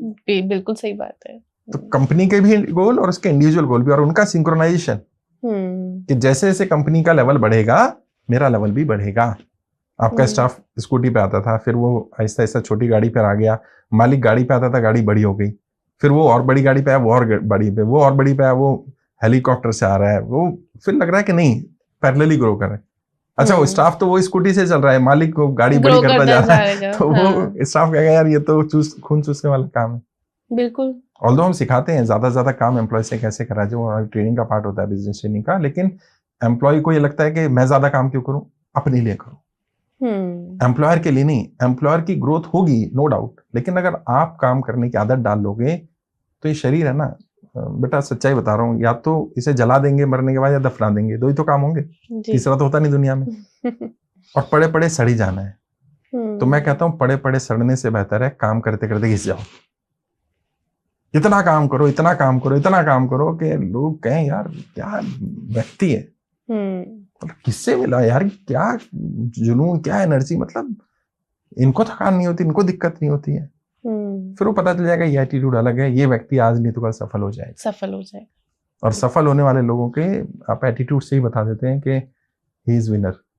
ओके। चैंपियन रिंग में चैंपियन नहीं बनते, रिंग में तो दुनिया को पता चलता है वो चैंपियन है। चैंपियन तो अपने घर के, सब निकलता है घर से तो अपनी सोच में चैंपियन बन के निकलता है कि today I am going to win. Yes. तो every day you have to fight like a champion, that I have to win. बाकी तो एडवर्स कंडीशन आएंगी, सिचुएशन हमेशा फेवरेबल नहीं रहेंगी, बट तूफानों के डर से क्या घर बनाना छोड़ दें। तूफान तो आएंगे, तैयारी ऐसी करेंगे कि तूफान को झेल पाए। तो ये चैलेंजेस हैं व्यापारियों के सामने। तो अगर अच्छा स्टाफ मिल भी जाता है और वो अच्छा स्टाफ को एज अ टीम बनाना भी चाहते हैं, जैसे अभी आपने समझाया कि टीम बनाना उनको, पर सैलरीज अगर अफोर्ड नहीं हो पा रही है, बिजनेस में लॉस हो रहा है, या भी नो प्रॉफिट नो लॉस है। देखिए सीधी सी बात ये है, ओनर आप हैं जी, जिम्मेदारी आपकी है। तो सैलरी, बिजनेस में लॉस हो रहा है, प्रॉफिट हो रहा है, ये एम्प्लॉय की तो रिस्पॉन्सिबिलिटी नहीं है। ओके। ये तो सब आपकी रिस्पॉन्सिबिलिटी है। तो अगर आप अच्छे लीडर हैं तो आप अपने बिजनेस को लॉस हो प्रॉफिट हो, आप घर का खर्चा तो बंद नहीं करते ना अपना, तो वो स्टाफ अपना खर्चा कैसे बंद करे। और देखिए ये एक मुर्गी और अंडे वाली चीज है। पहले अच्छा स्टाफ मिलेगा या पहले कंपनी ग्रो करेगी। लोगों को लगता है पहले कंपनी ग्रो कर जाए फिर हम अच्छा स्टाफ रख लेंगे। जबकि ये उल्टा है, बिल्कुल रिवर्स है। अच्छा स्टाफ रखे बिना कंपनी में उतनी ग्रोथ नहीं हो सकती। अच्छा सेल्समैन नहीं रखेंगे तो अच्छी सेल नहीं हो सकती। अच्छा एडवर्टीजमेंट नहीं करेंगे तो अच्छा बिजनेस ग्रो नहीं करेगा। अच्छी मार्केटिंग नहीं करेंगे, मार्केटिंग टीम अच्छी नहीं होगी। अच्छा बिजनेस एडवाइजर नहीं रखेंगे, बिजनेस ग्रो नहीं करेगा। उल्टा है। लोगों को क्या लगता है ये सब चीजें हम बाद में कर लेंगे, ये स्टार्टिंग में इन्वेस्ट करने की जरूरत नहीं है इसके ऊपर। जबकि ये पहली इन्वेस्टमेंट है। भले ही आप ज्यादा स्टाफ मत रखो, 10 की जगह 2 रखो, लेकिन वो 2 ऐसे होने चाहिए कि वो 2 अपनी फुल कैपेसिटी पे काम करें MTS कर सकते हो, मल्टीटास्किंग स्टाफ रख सकते हो, जिनमें उनको अलग अलग काम दे दिए जाए और अलग अलग काम का उनको इंसेंटिव मिले। मतलब सैलरी हो गई एक फिक्स, उसके बाद उसको 4 काम और करने हैं। वही व्यक्ति कंप्यूटर में एंट्री भी कर रहा है, वही व्यक्ति ये भी कर रहा है, वही व्यक्ति सेल भी करेगा, उसको बोले ये भी करेगा तो इसका भी तेरे को इंसेंटिव मिलेगा। तब हुआ क्या, व्यक्ति शुरुआत में आपने 2-3-4 काम करा लिए, और ऐसा जब आपके पास ज्यादा काम नहीं है तब, ये नहीं जब काम ज्यादा हो तो वो चारों काम नहीं कर पाएगा, फिर वो क्या होगा, वो डिस्टर्ब हो जाएगा। फिर हम एक काम के लिए एक व्यक्ति रखे हैं, लेकिन शुरुआत में जब ज्यादा काम नहीं आ रहा, सेल ज्यादा नहीं हो रही है, तो सेल्स पे भी वो फोकस कर सकता है, तो कर दो। खाली बैठा है तो खाली बैठे बैठे तू भाई ये डाटा एंट्री कर दे, उसका तेरे को बाहर भी तो पैसे देने ना, उसको दे देंगे, इंसेंटिव्स दे दो, तो वो बंदा खुश हो जाएगा, यार चलो मैं खाली नहीं हूँ, कंपनी में कुछ कर रहा हूँ। और कंपनी को क्या है कि यार मेरा स्टाफ जो है कुछ पैसे दे रहा हूँ तो जस्टिफाई हो रहा है। बिल्कुल। जैसे मैंने अपने एक स्टूडेंट थे, उनका अच्छा 20-25 करोड़ का व्यापार है, उन्होंने कहा साहब मेरे साथ प्रॉब्लम क्या है, मैं पियन को रखना मेरी मजबूरी है, क्योंकि कोई आ जाए तो पानी पिलाना पड़ता है, सफाई वाली अलग आती है, वो सफाई कर जाती है ऑफिस का, बड़ा ऑफिस है 5000 स्क्वायर फीट का, और वो सफाई के लिए स्टाफ है, लेकिन वो पियन 2 रखने ही पड़ते हैं हमें, उनके बिना काम नहीं चलता है, और उनका कोई काम नहीं है, क्योंकि जब कोई नहीं आ रहा है मुझसे मिलने तो वो खाली है। मैंने कहा खाली क्यों है, मैंने कभी उससे बात करी, तुमने उसकी पढ़ाई क्या है, कह रहे नहीं। मैंने बात करो, उसने पढ़ाई की पता चला वो ग्रेजुएट था। अच्छा। क्योंकि नौकरियां नहीं है मार्केट में, तो मैंने कहा ग्रेजुएट है तो उससे कंप्यूटर आता है, कह रहा हाँ आता है। मैंने उसको एक लैपटॉप दो, उसको बोलो भाई जब कोई पानी नहीं पिला रहा है, खाली है, तो तू यहाँ बैठ, ये लैपटॉप पे एंट्री कर, और उसको बोलो तेरा ड्रेस कोड भी थोड़ा चेंज करो, उसको MTS बना दो कि पानी भी पिला दे, लेकिन तेरा मेन काम ये हो गया। वो कह रहा सर ये तो मेरा काम आसान कर दिया उसने, और जो काम वो खुद करते थे, कई एंट्रीज का, कई चीजों का, वो करने लगा। 4-5 दिन लगे ऑब्वियस सी बात है उसको सिखाने में, लेकिन अब उन्हें लगा यार ये तो मेरा स्टाफ कभी छोड़ के ना जाए, क्योंकि बहुत सारा बर्डन ले लिया उसने जो अभी खाली था। हर जगह फिट होगा नहीं, वो मुझे नहीं मालूम है, लेकिन मतलब हम ये क्या करते हैं, कंपनी में जब हम जाते हैं, हमारी विजिट्स होती हैं, जैसे आपका बिजनेस है तो हम आपके यहाँ विजिट करेंगे, एक एक स्टाफ से 1-to-1 बात करेंगे, ओनर से भी बात करेंगे, ओनर के क्या टारगेट है, स्टाफ के क्या टारगेट है, और फिर कॉमन गोल कैसे अचीव होगा। फिर दोनों की ट्रेनिंग होती है अलग अलग, बिजनेसमैन को बिजनेस वाली ट्रेनिंग होगी और उसको एम्प्लॉय की ट्रेनिंग होगी। ओके। ऐसा नहीं है गधे को घोड़ा, घोड़े को गधा बना दे तो गड़बड़ हो जाएगी। सारे लोग अगर स्टाफ में दौड़ने लग गए तो दिक्कत हो जाएगी, तो भी दिक्कत हो जाएगी। पता चला वो अपनी कंपनी खोल लेंगे। तो वो सिस्टमेटिक करते हैं, लेकिन उससे इंप्रूवमेंट आ जाता है, बिल्कुल काफी इंप्रूवमेंट आता है, और बहुत लोगों में आया भी है। बस वही प्रॉब्लम है कि क्योंकि फर्स्ट जनरेशन जो बिजनेसमैन है ना, उनको ये बातें नहीं पता है, और जो 2nd-3rd जनरेशन भी है, वो कई लोग आउटडेटेड है, वो पुराने पैटर्न पर चले आ रहे हैं। मतलब आपका भी ज्वेलरी का इंडस्ट्री में आप कई, मैं देखता हूँ ज्वेलर्स इतने आउटडेटेड हैं, आज भी वो बही खाता और वो सब लेके बैठते हैं। बिल्कुल। और मैं समझा के थकिया भाई अब ये इसका जमाना नहीं है, आपके मोबाइल फोन में ही सब कुछ है, आपको थोड़े टाइम बाद लैपटॉप की जरूरत नहीं पड़ने वाली है, सब कुछ फोन पर होगा, लेकिन वो नहीं अपने आप को अपग्रेड कर रहे। और अब अगर आप अपने आप को अपग्रेड नहीं करेंगे तो इतना वोलेटाइल मार्केट है सिचुएशन कि आप पिछड़ जाएंगे। कोई नया आएगा, सीखेगा, वो आपसे आगे निकल जाएगा और आप पीछे रह जाओगे। फिर लोग कहते हैं साहब ये तो नया ब्रांड था, हम तो इतने पुराने थे। पुराने नए से अब फर्क नहीं पड़ता लोगों को।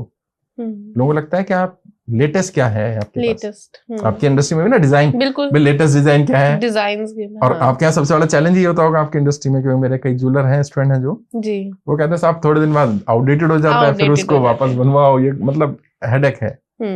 तो लेकिन वो इंडस्ट्री ऐसी है ना, इंडस्ट्री ऐसी है, वो इंडस्ट्री का क्योंकि जो लोग कर रहे हैं वो लेकर आ रहे हैं नया नया, और जो रह जाएंगे आप रह जाओगे तो फिर पीछे रह जाओगे। तो ये है समस्या। तो हमें अपने कॉम्पिटिटर को भी तो देखना है ना। हाँ, कॉम्पिटिटर के हिसाब से हमें अपनी स्ट्रेटजी बनानी है। तो ये बहुत सारी चीजें हैं जिनमें बहुत सारे बिजनेसमैन पिछड़ रहे हैं।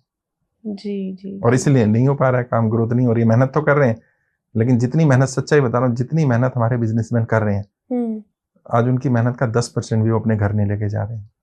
सच्चाई है। मतलब मैं कई बार देख के ना रोना आ जाता है जब मैं उनसे बात करता हूँ। मैंने कहा तुम किसके लिए कमा रहे हो? कहते किसके लिए? मैंने तुम कमा रहे हो मकान मालिक को किराया देने के लिए, तुम कमा रहे हो स्टाफ को सैलरी देने के लिए, तुम कमा रहे हो बिजली बिल देने के लिए, तुम कमा रहे हो सरकार को टैक्स देने के लिए। अपने लिए कब कमाओगे यार? इन्वेस्टमेंट सारी तुम्हारी, मेहनत सारी तुम्हारी, सब कुछ तुम्हारा, कमा किसके लिए रहे हो? बिल्कुल। और व्यापारी सच में सबसे एंड में अपने घर लेके जा रहा है।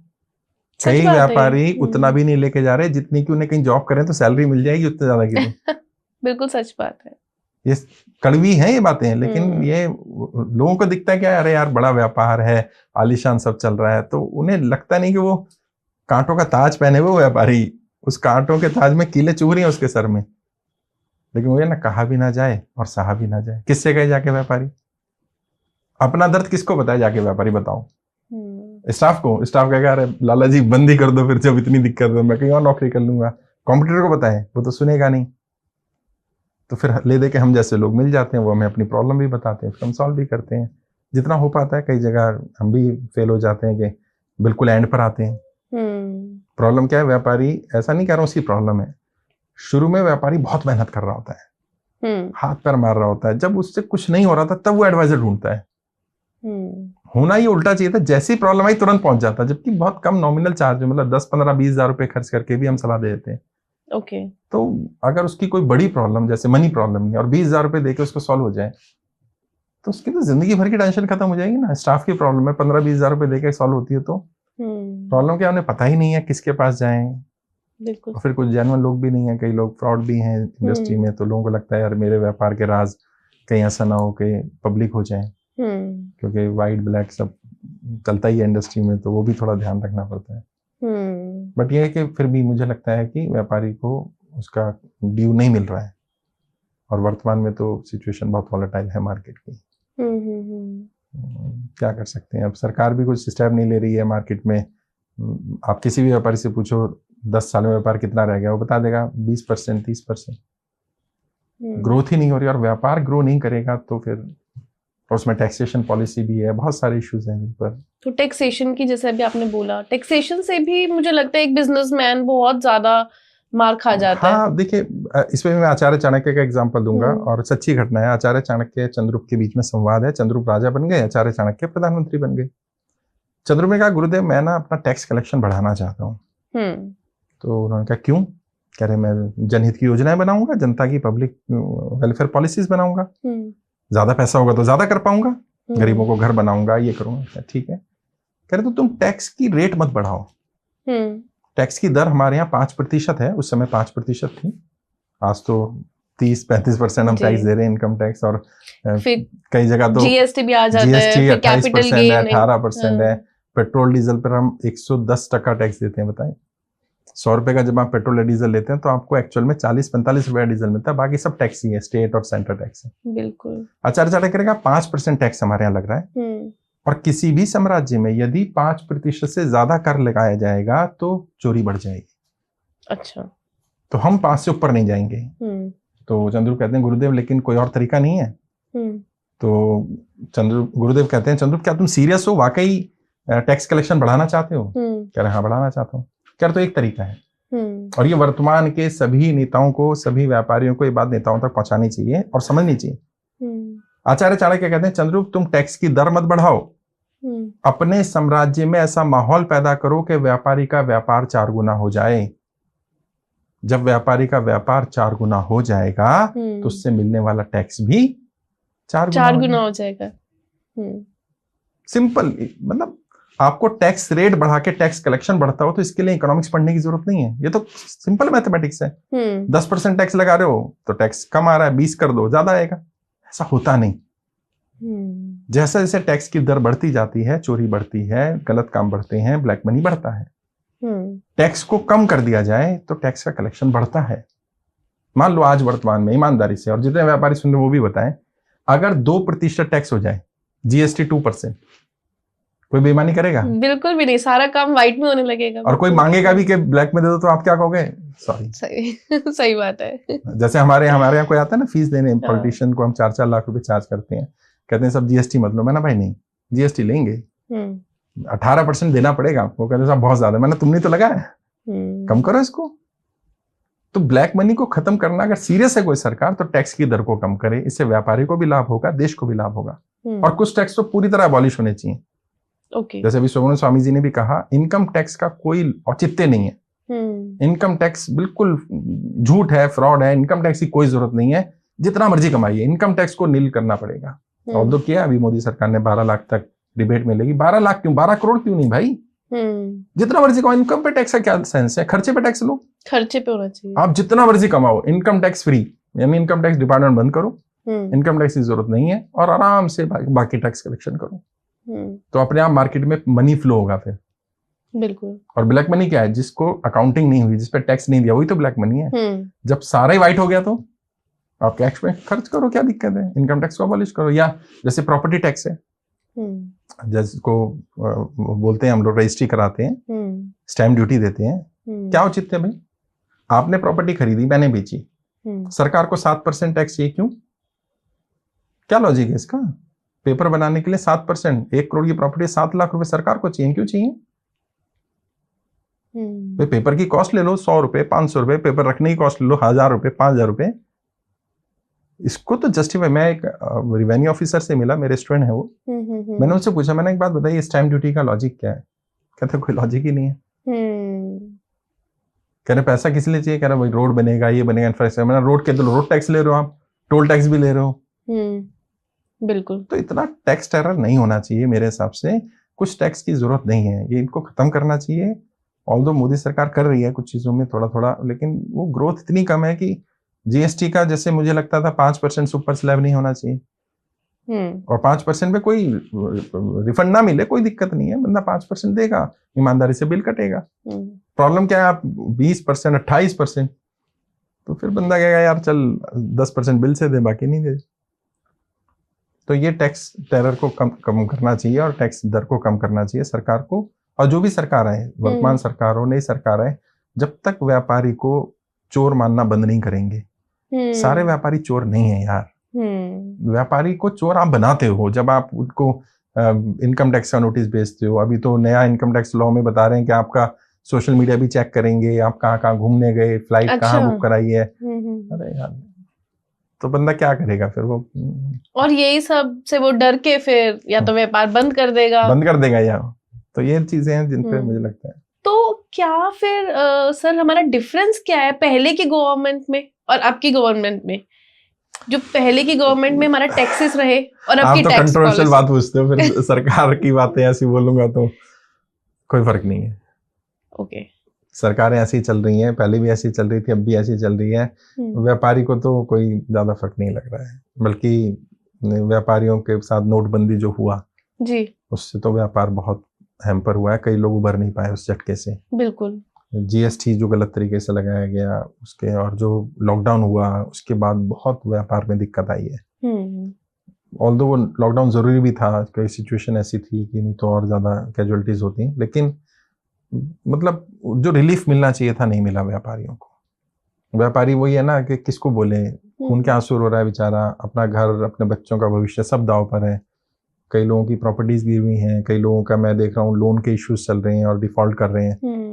5-5 करोड़ की प्रॉपर्टी 2-2, 3-3 करोड़ में जा रही है, लेकिन वो रोक नहीं पा रहे। फिर किसी को बता भी नहीं पा रहे, बताएं किसको, कौन सुनेगा? व्यापारी को तो जैसे मैंने कहा ना, चोरी मान लिया है कि व्यापारी है तो चोरी होगा। और गरीबों का माइंडसेट या जो लोग बहुत लोअर तबके में है, उनको भी ये बता दिया गया है कि कोई व्यक्ति ईमानदारी से तो अमीर नहीं बना, जबकि सबसे बड़ा झूठ है। सबसे ज्यादा मेहनत ही वही करते हैं। हाँ, सबसे बड़ा झूठ। नहीं, मेहनत तो नहीं कहेंगे, क्योंकि गरीब लोग फिजिकल लेबर को ही लेबर मानते हैं। वो शारीरिक श्रम को ही श्रम मानते हैं, बाकी को मेहनत नहीं मानते। जबकि शारीरिक श्रम सबसे छोटा श्रम है। जितना एक रिक्शा वाला मेहनत करता है, मैं और आप नहीं करते, कर भी नहीं सकते हैं। लेकिन क्या हम मेहनत नहीं करते हैं? इतनी किताबें मैं पढ़ता हूँ, मैं हर दिन, आज लगभग 18 साल हो गए मुझे इंडस्ट्री में, कोई दिन ऐसा नहीं जाता जब मैं रात को किताब बिना पढ़े सोता हूँ। कोई दिन ऐसा नहीं जाता। सोचिए जी, हर दिन मुझे कुछ ना कुछ नोट्स बनाने हैं, कोई ट्रेनिंग डेवलप करनी है, कुछ नया सीखना है, तभी तो मैं इंडस्ट्री में टिक पाऊंगा ना। अगर मैं अपडेट नहीं होऊंगा तो बिल्कुल। तो समस्या क्या है? लोग उसकी मेहनत नहीं समझ रहे हैं, जबकि व्यापारी बहुत मेहनत भी कर रहा है। व्यापार को लेकर उसका डर भी जायज है। व्यापार उसका बच्चा है यार। जैसे आप अपने बच्चे को पालते हो, मतलब एक मदरहुड की फीलिंग आप समझ सकती हैं कि बच्चे को सामने पलते बड़ा होता देखना और फिर बच्चे को अपने सामने डूबते देखना, मतलब, और व्यापारी उसको बचा भी नहीं पा रहा है। वो हाथ पैर तो मार रहा है, लेकिन करे क्या? किसको बताए अपना दुख जाकर के? कैसे रोके? वो चाहता है कि ये नहीं गिरे, नहीं डूबे, लेकिन वो डूब रहा है, हर दिन डूब रहा है। तो क्या हमारी जो अभी ये कह सकते हैं कि जो करंट गवर्नमेंट है वो इतनी मतलब बिजनेस ओरिएंटेड या व्यापारियों के लिए अच्छी साबित नहीं हो रही? व्यापारियों का मेरे कहने से क्या होगा? मैंने कहा ना, किसी भी मार्केट में आप जाके व्यापारी से पूछो कि 10 साल 11 साल हो गए सरकार को, 11 साल पहले कितना व्यापार था और आज कितना है, व्यापारी खुद जवाब दे देंगे। किसी भी मार्केट में करोल बाग व्यापार एसोसिएशन के जो मार्केट के प्रेसिडेंट हैं वो मेरे नोन हैं, उनसे हमने जब बात की तो उन्होंने कहा साहब ऑफ रिकॉर्ड, कैमरे पे कोई नहीं बोलना चाहता, बिल्कुल कह रहे साहब 20% भी नहीं रहा व्यापार। करोल बाग जैसी मार्केट, आप आई थिंक गए होंगे, करोल बाग मार्केट बहुत फेमस मार्केट है, नहीं है व्यापार। कह रहे हैं बस जैसे तैसे खर्चा चला रहे हैं, उम्मीद पर कि कल को शायद चीजें ठीक होंगी। और जिस तरह से आप देख रहे हैं शेयर मार्केट कोलैप्स कर रहा है, कंपनियां, बड़ी बड़ी कंपनियां डाउन हो रही हैं, अभी अमेरिका का टैरिफ का चल रहा है, तो इंटरनेशनल इश्यूज भी हैं। क्रूड ऑयल का रेट कम हुआ बट पेट्रोल के रेट कम नहीं कर रही है सरकार, करने चाहिए। अगर करेगी तो इससे आम इंसान को राहत मिलेगी, व्यापारी थोड़ा सा रिलीज कर पाएगा, इजी कर पाएगा। गुजरात जैसी जगह पर सोचिए, डायमंड इंडस्ट्री बहुत इफेक्टेड है। मैं सूरत होकर आया, वहाँ मेरा इवेंट था, व्यापारी आया, कहते साहब क्या करें, फैक्ट्रियां बंद हो रही हैं। और अब तो अमेरिका ने जो टैरिफ लगाया उससे तो अगर वो नहीं रोका गया तो मुझे नहीं लगता कि व्यापारी सर्वाइव कर पाएगा जो बाहर भेज रहा है माल, क्योंकि उसको बहुत बड़ा चैलेंज आने वाला है। क्योंकि रेसिप्रोकल टैरिफ का मतलब होता है कि जो भारत टैक्स लगाता है वही टैक्स अमेरिका लगाएगा, और अभी अमेरिका का टैक्स कम था तो लोग बाहर भेज देते थे, तो फिर उनको प्रॉफिट नहीं मिलेगा। तो सरकार की पॉलिसी, पता नहीं सरकार क्या सोच रही है, सरकार को लग रहा है कि ऐसे चल जाएगा, या सरकार के एडवाइजर्स ऐसे हैं जो सोचते हैं कि व्यापारी पर फोकस नहीं भी करेंगे तो काम चल जाएगा, बट चलने वाला तो नहीं है।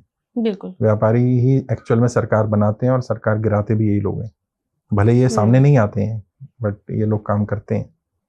और व्यापारी का दुख एक लिमिट तक तो व्यापारी झेल लेगा, झेला है उन्होंने 10 साल, बट अब इमीडिएट रिलीफ चाहिए। मतलब वेंटिलेटर पर है समझ लो, अभी वो आईसीयू में है, पहुंच चुका है, वेंटिलेटर पर है, अब भी रिलीफ नहीं देंगे तो सरकार को बदल देगा। तो सरकार को सोचना चाहिए इसमें।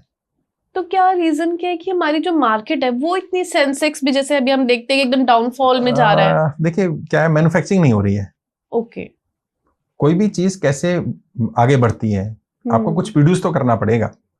अगर आप मैन्युफैक्चरिंग नहीं करेंगे तो एम्प्लॉयमेंट जनरेट नहीं होगा, एम्प्लॉयमेंट जनरेट नहीं होगा तो सेल नहीं होगी, ज्यादा सेल ज्यादा नहीं होगी तो फिर परचेस पावर, लोगों की परचेस पावर नहीं है, लोगों के पास पैसा नहीं है। अभी तो सरकार के आंकड़े अभी आए, एक बार में पढ़ रहा था मैं, 100 करोड़ लोग ऐसे हैं जिनका जो हैंड टू माउथ है, और सरकारी कहती है 80 करोड़ को तो हम राशन दे रहे हैं, यानी 80 करोड़ लोग देश में ऐसे हैं जो अपना राशन भी खुद अफोर्ड नहीं कर सकते।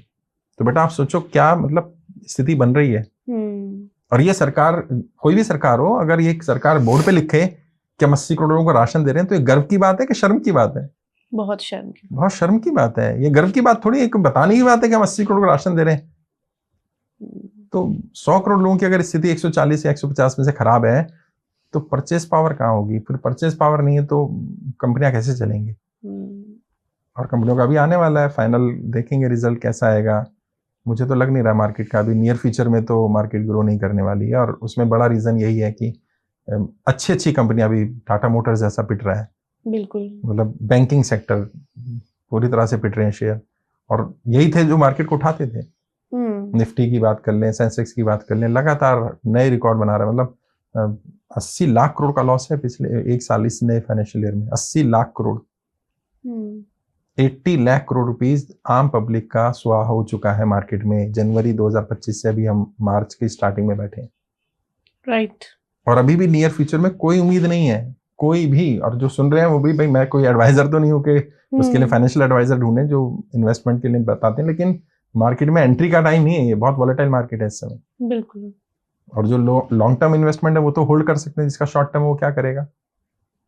लोग SIP बंद कर रहे हैं, ये तो रिकॉर्ड्स है ना, डाटा है। तो अभी शेयर मार्केट में नहीं जाना चाहिए? नहीं, नए लोगों को नहीं जाना चाहिए, और जो दिल और दिमाग से कमजोर है उन्हें नहीं जाना चाहिए। मार्केट उनके लिए है भी नहीं। जो जुआ समझते हैं ना, जो शेयर मार्केट को समझते हैं जुआ है, उन्हें शेयर मार्केट में नहीं जाना चाहिए। जो इसका अर्थमेटिक्स समझते हैं, इसका बेसिक समझते हैं, जिन्हें इन्वेस्टमेंट मालूम है, जिन्हें ROI का पता है, जिन्हें कंपनीज की बैलेंस शीट देखना आता है, थोड़ा जिनको मार्केट की स्टडी है, नॉलेज है, वो एंट्री करें और लॉन्ग टर्म पर्सपेक्टिव लें। 5 year plan, 10 year plan, 15 year.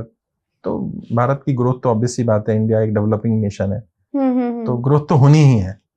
वो टाइम पीरियड, एक फेज है, सरकार चाहे बदले तब ग्रोथ हो या वर्तमान सरकार को चेंज लाना तो पड़ेगा, क्योंकि व्यापार की स्थिति बहुत क्रिटिकल है, और उस पर काम करे बिना तो चीजें ठीक नहीं होंगी। इसी पे सर एक बिटकॉइन भी एक आपने सुना ही होगा। आप सारे कंट्रोवर्शियल सवाल पूछोगे। तो हाल ही में इंडिया में भी लॉन्च किया है बिटकॉइन हमारे। देखिए बिटकॉइन लीगल तो टेंडर है नहीं, भारत सरकार ने तो बोल रखा है लीगल टेंडर नहीं है, तो भारत सरकार से अलग मेरा स्टैंड तो हो ही नहीं सकता।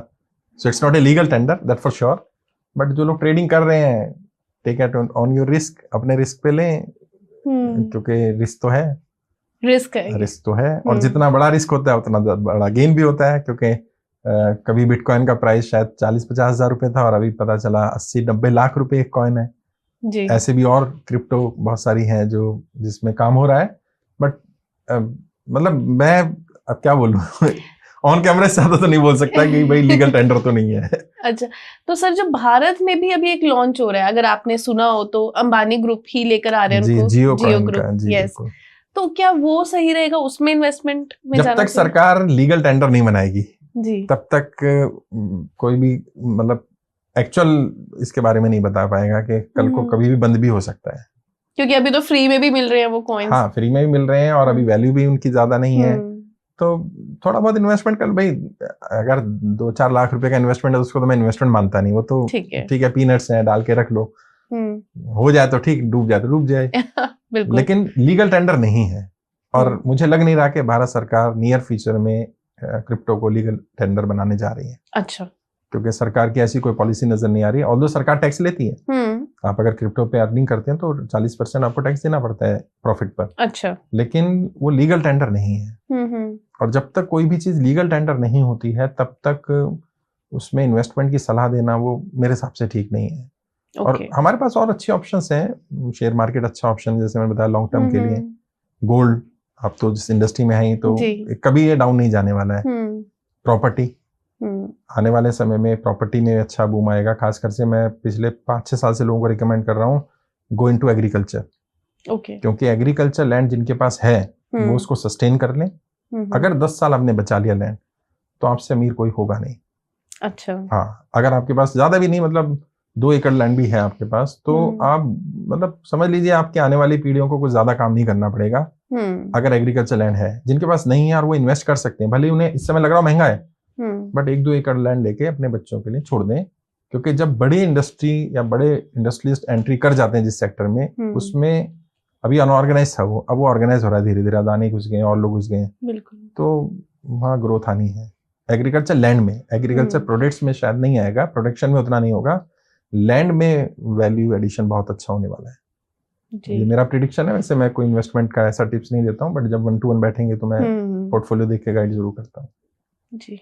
तो सर फिर आप हमें बस अब ये गाइडेंस दीजिए कि साइंस ऑफ रिचनेस है क्या, अगर किसी को अब से बिजनेस स्टार्ट करना है या किसी का नया ही बिजनेस अभी शुरुआत हुई है, तो उसके लिए आप थोड़ी सी गाइडेंस हमें दीजिए। देखिए, वैसे तो मैंने पहले भी कहा शुरुआत में, जैसे कि कोई भी चीज ऐसे रॉ नहीं दी जा सकती है, क्योंकि हर एक के लिए नियम अलग अलग होंगे। तो आप कौन सा बिजनेस कर रहे हो उस पर डिपेंड करेगा। आप ठीक है नए हो, नए तो कोई भी हो सकता है, बट नए में क्या आपका पेरेंटल बिजनेस कोई था और आप फिर नए बिजनेस में आ रहे हो, या आप बिल्कुल फ्रेश हो। अगर आप जॉब से बिजनेस स्विच ओवर कर रहे हो तो आपके आइडियाज क्या हैं, थॉट्स क्या है, उस पर डिपेंड करेगा। पैसे का नियम जैसे मैंने बता दिया, पैसे का एक नियम मैं और बता देता हूँ, बहुत सारे नियम है। और साइंस ऑफ रिचनेस तो एक अपने आप में पूरी साइंस है, जैसे मैंने कहा विज्ञान है। इसमें लॉ ऑफ अट्रैक्शन भी आता है, शायद आपने उसके बारे में सुना हो, आकर्षण का सिद्धांत, उसकी भी मैं ट्रेनिंग देता हूँ। अच्छा। और उसमें मैं चैलेंज करता हूँ, चैलेंज 8 वीक्स का ट्रेनिंग प्रोग्राम लो, विद इन 8 वीक जो भी आपका ड्रीम है, जो भी फाइनेंशियल गोल हो, लाइफ में कोई लाइफ पार्टनर नहीं मिल रहा है या जैसा चाहिए वैसा नहीं मिल रहा है, या फैमिली इश्यूज चल रहे हैं, परिवार का कुछ इश्यू है, बिजनेस का, जॉब का, जो भी इशू है, अपनी जो भी टारगेट तुम्हारा है, विद इन 8 वीक्स या तो वो चीज आपको मिल जाएगी या आप उसके मार्ग पर आ जाओगे। चैलेंज के साथ करता हूं मैं। और इसीलिए उसका नाम रखा है practical use of law of attraction. Law of attraction का प्रैक्टिकल इंप्लीमेंटेशन कैसे। 8 वीक्स का होता है, हर हफ्ते हम बुलाते हैं 2 घंटे के लिए। 8 हफ्ते में फैमिली इश्यूज चल रहे हैं, कई लोगों के आजकल क्या हो गया कि फैमिली में पैसा तो आ गया लेकिन रिलेशनशिप खराब है, तो उनको ठीक करना है 8 वीक्स में। ठीक मतलब पूरी तरह से ठीक। आपका कोई टारगेट्स है वो अचीव नहीं हो रहे, रास्ता नहीं मिल रहा, मार्ग नहीं मिल रहा तो मार्ग मिलेगा, मार्गदर्शक नहीं मिल रहा मार्गदर्शक मिलेगा, मार्गदर्शन नहीं मिल रहा वो मिलेगा। आपको कोई पर्टिकुलर लाइफ पार्टनर वैसा नहीं मिल रहा, या लाइफ पार्टनर है बट उसमें वो चेंजेस नहीं आ रहे जो आप लाना चाह रहे हो, प्रयास कर रहे हो हस्बैंड में या वाइफ में या गर्लफ्रेंड बॉयफ्रेंड में भी, तो आपको प्रिंसिपल बताए जाएंगे कि इन प्रिंसिपल से विज्ञान के आप चीजों को बदलेंगे। अपने व्यापार में जैसे अच्छा स्टाफ नहीं मिल रहा और दिक्कतें आ रही हैं, तो ये तो एक अलग ट्रेनिंग है। जो मनी मैनेजमेंट की आपने बात करी, साइंस ऑफ रिचनेस की बात करी, साइंस ऑफ रिचनेस जैसे नाम से पता चल रहा है साइंस है जी। तो विज्ञान के प्रिंसिपल, जैसे ग्रेविटी का नियम क्या कहता है, ये बिल्डिंग अभी हम कौन से माले पर हैं, यहाँ अभी हम 17th फ्लोर पर हैं। अगर यहाँ से किसी अच्छे आदमी को गिराया जाए और बुरे आदमी को गिराया जाए तो दोनों में से किसको चोट ज्यादा लगी, किसको कम लगेगी? दोनों को बराबर लगेगी भाई। हाँ। अच्छा, क्या ऐसा होगा अच्छे को चोट नहीं लगेगी? नहीं, अच्छे को तो नहीं लगनी चाहिए ना यार। विज्ञान के मतलब विज्ञान के अलावा सोचो तो अच्छा आदमी है उसको तो चोट नहीं लगेगी, बट विज्ञान क्या कहता है, लगेगी। विज्ञान को इससे फर्क नहीं पड़ता कि आप अच्छे हैं कि बुरे हैं। ऐसे ही पैसे का नियम क्या कहता है, पैसे को इस बात से फर्क नहीं पड़ता आप अच्छे इंसान है कि बुरे इंसान है। इसलिए कई बार लोगों को क्या लगता है बुरा आदमी भी अमीर है। हाँ। अच्छा बुरा एक अलग इसका पैरामीटर है। हाँ। पैसे के नियम माना ना आना वो अलग पैरामीटर है। तो कई लोग कहते हैं पैसा इंसान को बिगाड़ देता है, पैसा इंसान को शराबी बना देता है, जुआरी बना देता है, गलत काम करने वाला। पैसा कुछ नहीं बनाता, पैसा इंसान की असलियत बाहर ला देता है। अच्छा। वरना पैसा आने के बाद कई लोग दान भी तो करना शुरू कर देते हैं। बिल्कुल। यानी वो पहले से फिलैंथ्रोपिस्ट थे, उनके मन में था कि मैं दान करूंगा, लेकिन क्योंकि पैसा नहीं था तो नहीं कर रहे थे। किसी के मन में था शराब पीऊंगा, मैं याशी करूंगा, पैसा नहीं था, नहीं कर रहा था। आज शराब पी रहा, तो आपको क्या लग रहा है पैसे ने बिगाड़ दिया? नहीं, पैसा किसी को बिगाड़ता नहीं, पैसा सुधारता भी नहीं। और पैसे को इस बात से फर्क नहीं पड़ता आप अच्छे इंसान है कि बुरे इंसान हैं। जैसे अगर आप गिरेंगे तो चोट लगेगी, वैसे विज्ञान के नियम अगर आप सीखेंगे तो आप अमीर बनेंगे। उनमें कोई डिफरेंस नहीं है, वो किसी के साथ कोई भेदभाव पैसे का नियम नहीं करता। और जो बचपन में हमने कहानी सुनी थी, आपने हमने सबने पढ़ी होगी, एक बच्चा था, पिताजी से बोलता है, पिताजी मुझे घूमना फिरना है, आराम करना है। पिताजी कहते बेटा जब तक तू काम नहीं करे मैं तुझे खाना नहीं दूंगा। अच्छा। वो कहता नहीं काम तो नहीं कर पाऊंगा। कह रहे नहीं काम तो करना पड़ेगा। तो माता जी, क्योंकि माता तो प्रेम करती होती है, थोड़ा लाड भी होता है, लाड और प्यार में फर्क है। लाड आपको बिगाड़ता है, प्यार आपको सुधार देता है। बिल्कुल। और जो सुधार नहीं रहा वो लाड ही है, वो प्यार नहीं हो सकता। प्रेम का तो अर्थ ही है कि सुधार करे, प्रेम का अर्थ है बदलाव लाए, वरना वो प्रेम नहीं है। अब माता जी लाड करती थी, माता जी ने कहा नहीं बेटा मेरा बेटा काम थोड़ी करेगा, तो एक काम कर, रोज खेल कूद आराम कर, शाम को जाके 50 पैसा दूंगी। उस जमाने में 50 पैसे बहुत होते थे। पिताजी को बोल देना मैंने कमाया, ठीक है। रोज खेले कूदे जाए, पिताजी माता जी से 50 पैसे ले, पिताजी को बोले पिताजी ये कमाया आज मैंने। पिताजी ने कहा एक काम कर, इसको कुएं में डाला। कुएं में डाला, खाना खा लिया। अगले दिन फिर ऐसे चलता रहा, रूटीन हो गया। एक दिन माता जी अपने घर गई थी पीहर, बच्चे को पता नहीं था माता जी गई हैं, और बच्चा आराम से घूमने फिर के आया, और शाम को पता चला माता जी तो है ही नहीं भाई। अब 50 पैसे कहाँ से आएंगे? पिताजी तो खाना नहीं देंगे, तो वापस गया। भाई कोई काम मिलेगा क्या? आज पहली बार काम ढूंढ रहा है, काम ही नहीं मिले मार्केट में। ले दे के एक ने कहा भाई ये बोरी है, गाड़ी में पड़ी है, इनको निकालना है, कोयला है इनमें, दुकान में रख दे। 50 पैसे तो नहीं दूंगा, 25 पैसे दूंगा।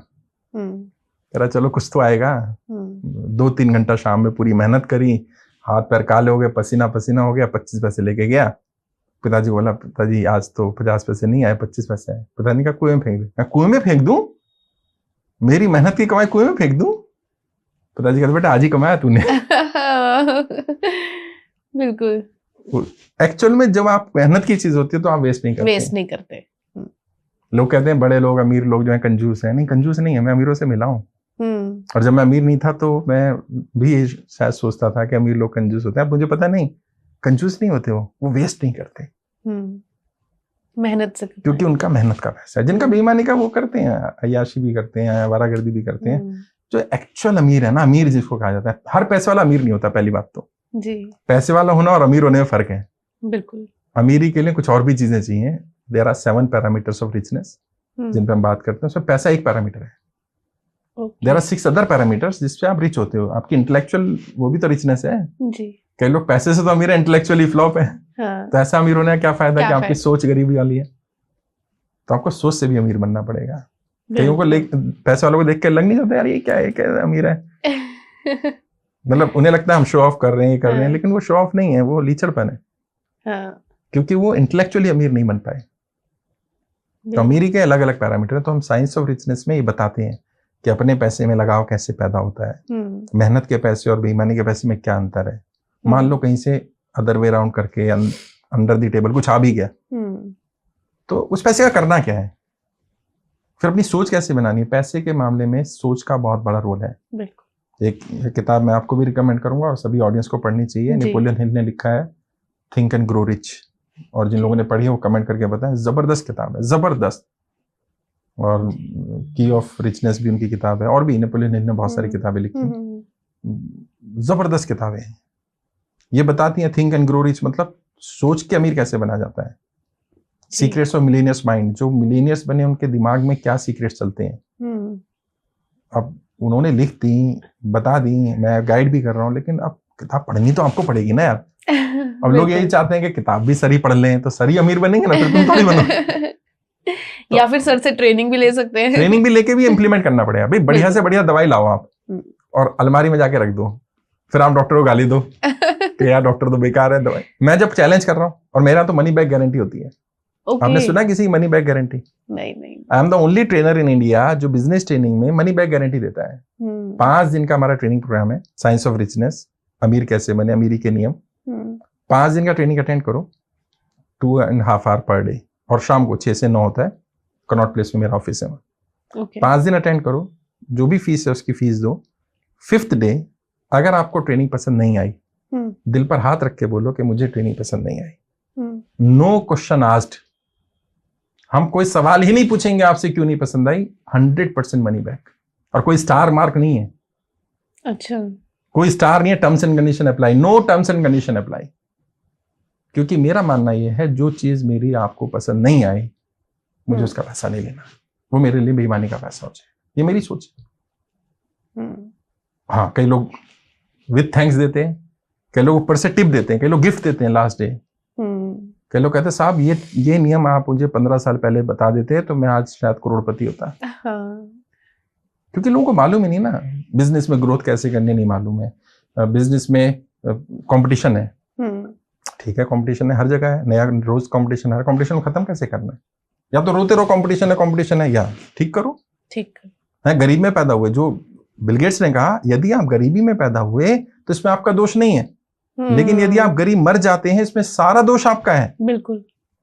और हर उस व्यक्ति को बोल रहा हूं जो आज गरीब है, चाहे जो जॉब करता है, बिजनेस करता है, अगर आप गरीबी में मरे तो इसमें दोष आपका होगा भाई, इसमें किसी और का दोष नहीं होगा। इस धरती पर कोई भी व्यक्ति अमीर बन सकता है अगर 5 साल 5 ईयर प्लान बना लो, 5 साल में मुझे अपनी आर्थिक स्थिति ठीक करनी है। और फिर 5 साल, वो कहते हैं ना घोड़े के यहाँ लगाते हैं, क्या बोलते हैं, नाल बोलते हैं हमारे यहाँ, अलग अलग जगह अलग अलग बोलते होंगे। बस वो लगा लेना कि मेरा फोकस इसी पे रहेगा, और मैं कोई अपना बिजनेस नहीं दूंगा कि मेरे पास कोई बिजनेस है अमीर बनना। मैं पहला वो ट्रेनर हूं जो कोई और बिजनेस देता ही नहीं। मैं तो कहता हूं जो काम आप करो उसी में आगे कैसे बढ़ना है। बिल्कुल। Whatever business you are doing उसमें अमीर कैसे बनना है, जॉब करो जॉब में अमीर कैसे बनना है, जॉब के साथ स्विच ओवर करके बिजनेस में कैसे एंटर करना है और अमीर बनना है। इस धरती की और भारत की सबसे बड़ी बीमारी गरीबी है, और मेरा टारगेट इस गरीबी को दूर करना है। और ऐसा नहीं कोई कहता पैशन, कोई पैशन है कुछ है, नहीं, ये मैं क्योंकि झेल चुका हूं। जैसे मैं अभी बता रहा था, हम जब डिस्कस कर रहे थे, मैं गरीबी में पैदा हुआ, मैं कोई बहुत अमीर नहीं रहा। गरीबी में बचपन में छोटा परिवार था, डैड की गवर्नमेंट जॉब थी, लेकिन 2-3 भाई हम और एक बहन, परिवार चलाना, जिम्मेदारियां, तो मैं सबसे बड़ा था। तो मुझे मालूम था कि यार मैं फैमिली पर तो डिपेंड नहीं रह सकता। और हर पीढ़ी में कोई ना कोई एक व्यक्ति ऐसा होता है जो संघर्ष करता है और अगली पीढ़ियां सुधर जाती हैं। मैंने तय किया अपनी पीढ़ी में वो मैं होऊंगा, मैं बनूंगा। और मैं सेल्फ मेड बना।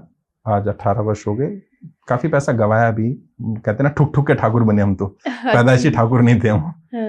सीख कर आहिस्ता आहिस्ता गिर के, और जिन गड्ढों में मैं गिरा, मैं लोगों को बताता हूं इनमें मत गिरना। अब कई लोग कहते नहीं मैं गिर के आऊंगा, कर लो।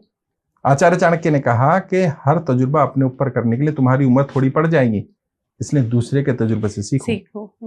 हर गलती खुद थोड़ी करनी है। मैं सिखा तो रहा हूँ, मनी मैनेजमेंट सिखा रहा हूँ, पैसे की कमी को दूर करना सिखा रहा हूँ, मैं सिखा रहा हूँ स्टाफ को कैसे ट्रेन करना है, जॉब से नौकरी में कैसे आना है, नौकरी करते करते अमीर कैसे बनना है, कितना पैसा कहाँ आ रहा है। 10,000 भी कमा रहे हो तो 10,000 कमा के भी अमीर बन सकते हो। 5 ईयर प्लान तो बनाओ। लोग कहते हैं साहब 10,000 में मेरा घर का खर्चा नहीं चल पा रहा। अरे तो कोई बात नहीं, घर का खर्चा भी चलाएंगे ना। प्रॉब्लम पे बात तो करो। बात ही नहीं करनी है, नहीं हो ही नहीं सकता, नहीं हो सकता। अगर आप ये कहते हैं आप अमीर बन सकते हैं तो आप सच है, सही है। और आप कहते हैं हम अमीर नहीं बन सकते, तो भी आप सही हैं। क्यों? जब आप कहते हो मैं अमीर बन सकता हूं, तो ब्रेन आपको रीजन देता है क्यों बन सकता हूं। और जब आप कहते हो मैं अमीर नहीं बन सकता, तो ब्रेन रीजन देता है क्यों नहीं बन। मुझे भी यही लगता है कि ये सोच की दिक्कत है, सब कुछ वहीं का है। जैसी आपकी सोच है वैसे आपके विचार बनेंगे, वैसे आपकी सराउंडिंग्स बनेंगे, वैसे आप बन जाएंगे। तो अमीर बनने के लिए सबसे पहले अमीरों की तरह सोचना पड़ेगा। अमीरों वाले काम करने पड़ेंगे। अमीरों से नफरत करनी छोड़नी पड़ेगी। हाँ, अमीरों से नफरत करके आप अमीर नहीं बन सकते। जिस चीज को आप पसंद नहीं करते वो चीज आपको मिल जाएगी? नहीं मिलेगी। आपको अमीरों से नफरत करनी बंद करनी पड़ेगी। और ये देश के हर गरीब को सोचना पड़ेगा कि गरीबी के कारण आप खुद हैं, आपकी परिस्थितियों के लिए जिम्मेदार आप हैं। आप गरीबी के यहाँ पैदा हुए, गरीब के घर में, ये आपका दोष नहीं है। लेकिन अगर आप गरीबी में जीवन जी रहे हैं, ये आपका दोष है। उसको ठीक करना आपकी जिम्मेदारी है। कोई सरकार आपके लिए आके रोजगार नहीं देगी, कोई सरकार आपके लिए काम नहीं करेगी। सरकारें ऐसे ही चलती हैं। अपनी लड़ाई खुद लड़नी है, अपनी परिस्थितियां खुद ठीक करनी है। सोच को बदलना है, काम करने के ढंग को बदलना है, अपने जीवन को बदला जा सकता है, ये विश्वास करना है। बिल्कुल। और उस परमपिता परमात्मा, खुदा, भगवान, वाहिगुरु, अल्लाह, जो भी आप मानते हो। मैंने भगवद गीता पढ़ी, कुरान पढ़ी, मैंने गुरु ग्रंथ साहिब पढ़ी, मैंने बाइबल पढ़ी, मैंने सारे धर्मों का सार देखा जी। सार क्या है? एक अच्छा इंसान बनो। अच्छा हिंदू, अच्छा मुसलमान, अच्छा सिख, अच्छा ईसाई बनने से पहले एक अच्छा इंसान बनो। क्योंकि जब एक अच्छे इंसान बन गए तो फिर तो धर्म तो बहुत सेकेंडरी चीज हो जाए। और फिर वो ताकत, वो नियति, वो परमपिता परमात्मा, वो खुदा, वो भगवान, वो वाहिगुरु, अल्लाह, वो तुम्हारी मदद जरूर करेगा।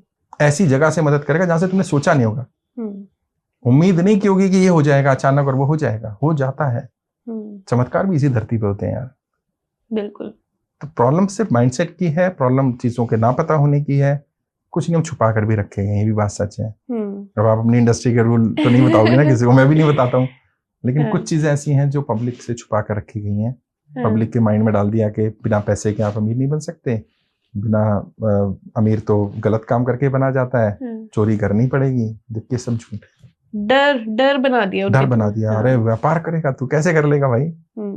तेरा तो परिवार में कोई रहा नहीं व्यापार। अरे भाई कोई तो फर्स्ट जनरेशन व्यापारी रहा होगा ना, कभी तो बनेगा, कभी तो शुरू किया होगा। जिन्हें आज आप जनरेशनल बिजनेसमैन बोलते हो, वो भी तो कभी पहले थे। धीरू अंबानी भी सोचते हैं यार मेरे खानदान में तो किसी ने व्यापार नहीं किया, उनके पिताजी तो टीचर थे ना जी, तो वो सोचते यार मैं कहां से व्यापार करूंगा, तो नहीं बनते जी। किया है उन्होंने। और बहुत लोग हैं जो जीरो से ऊपर उठे हैं और कर रहे हैं। उनकी बायोग्राफी पढ़ो, उनकी ऑटोबायोग्राफी पढ़ो, देखो कि उन्होंने संघर्ष का मार्ग कैसे चुना, फिर वो संघर्ष जो आए चुनौतियां उनका सामना कैसे करा। तो कोई भी व्यक्ति अमीर बन सकता है। मैं तो ये मानता हूँ अगर अमीर नहीं बन रहा, कोई आर्थिक स्थिति खराब है, बुरे दौर में चल रहा है, तो वो अपनी कमियों से है और अपनी शायद उसमें मजा आ रहा है। अब गरीबी में कोई मजा नहीं है, क्योंकि मैं गरीबी देख चुका हूँ, गरीबी में कोई मजा नहीं है। वो उसी जीवन को अपना भाग्य मान लेते हैं। भगवान ने क्या है, अरे भाई भाग्य क्या है? मैं भाग्य के बारे में एग्जाम्पल देता हूँ। ऐसे तो शायद टाइम हो रहा है हमारा, लेकिन एक एग्जाम्पल देता हूँ। अक्सर लोग मुझसे कहते हैं भाग्य होगा तो होगा। मैं कहता हूँ देखो भाग्य क्या है, एक लॉकर है ना बैंक में, उसकी 2 चाबियां होती हैं। ऐसे ही आपके भाग्य 2 चाबी वाला एक लॉकर है। एक चाबी आपके पास है, एक भगवान के पास। ओके।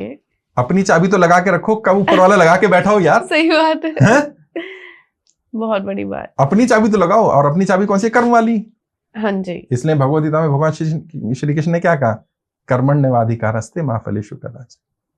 कर्म किए जाओ, फल की इच्छा मत करो। वो क्या कहना चाह रहे हैं इसमें? इच्छा छोड़ दे? नहीं, वो कह रहे हैं तुम्हारा जो भी कर्म करोगे, व्यक्ति का किया गया कर्म बिना फल दिए मरता नहीं। अच्छा है बुरा, जैसा कर्म करोगे वैसा फल मिलेगा ही मिलेगा। तुमने कर्म कर दिया, तुमने बीज बो दिया, फल निकलेगा। तुम्हारा किया गया कोई भी कर्म बिना फल दिए मरता नहीं।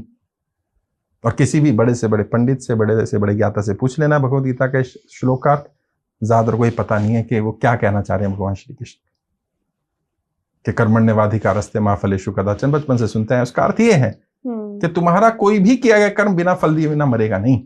बिल्कुल। तो कर्म करे जाओ, बस ईमानदारी से कर्म करो, जरूर सफलता मिलेगी। जी।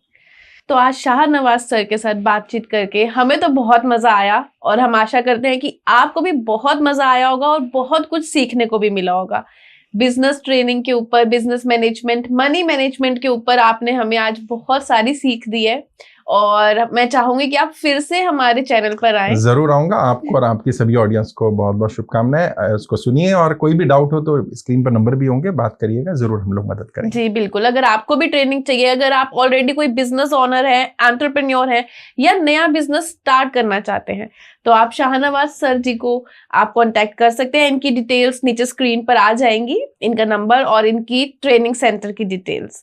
और ऐसे ही हमारे चैनल को देखते रहिए, आप सब्सक्राइब कीजिए, शेयर कीजिए, क्योंकि ये बहुत यूजफुल कंटेंट है, बहुत यूजफुल इंफॉर्मेशन है, ना कि सिर्फ बिजनेस ओनर्स, ये आम जिंदगी में भी एक अच्छी जिंदगी जीने के लिए सर मुझे लगता है ये सारी बातें हमें पता होनी चाहिए। बिल्कुल बिल्कुल। और तो आप शेयर करना अपने फैमिली और फ्रेंड्स के साथ, सब्सक्राइब करना और जुड़े रहना हमारे साथ। हम मिलेंगे अगले पॉडकास्ट में, तब तक के लिए नमस्कार, जय श्री राधे।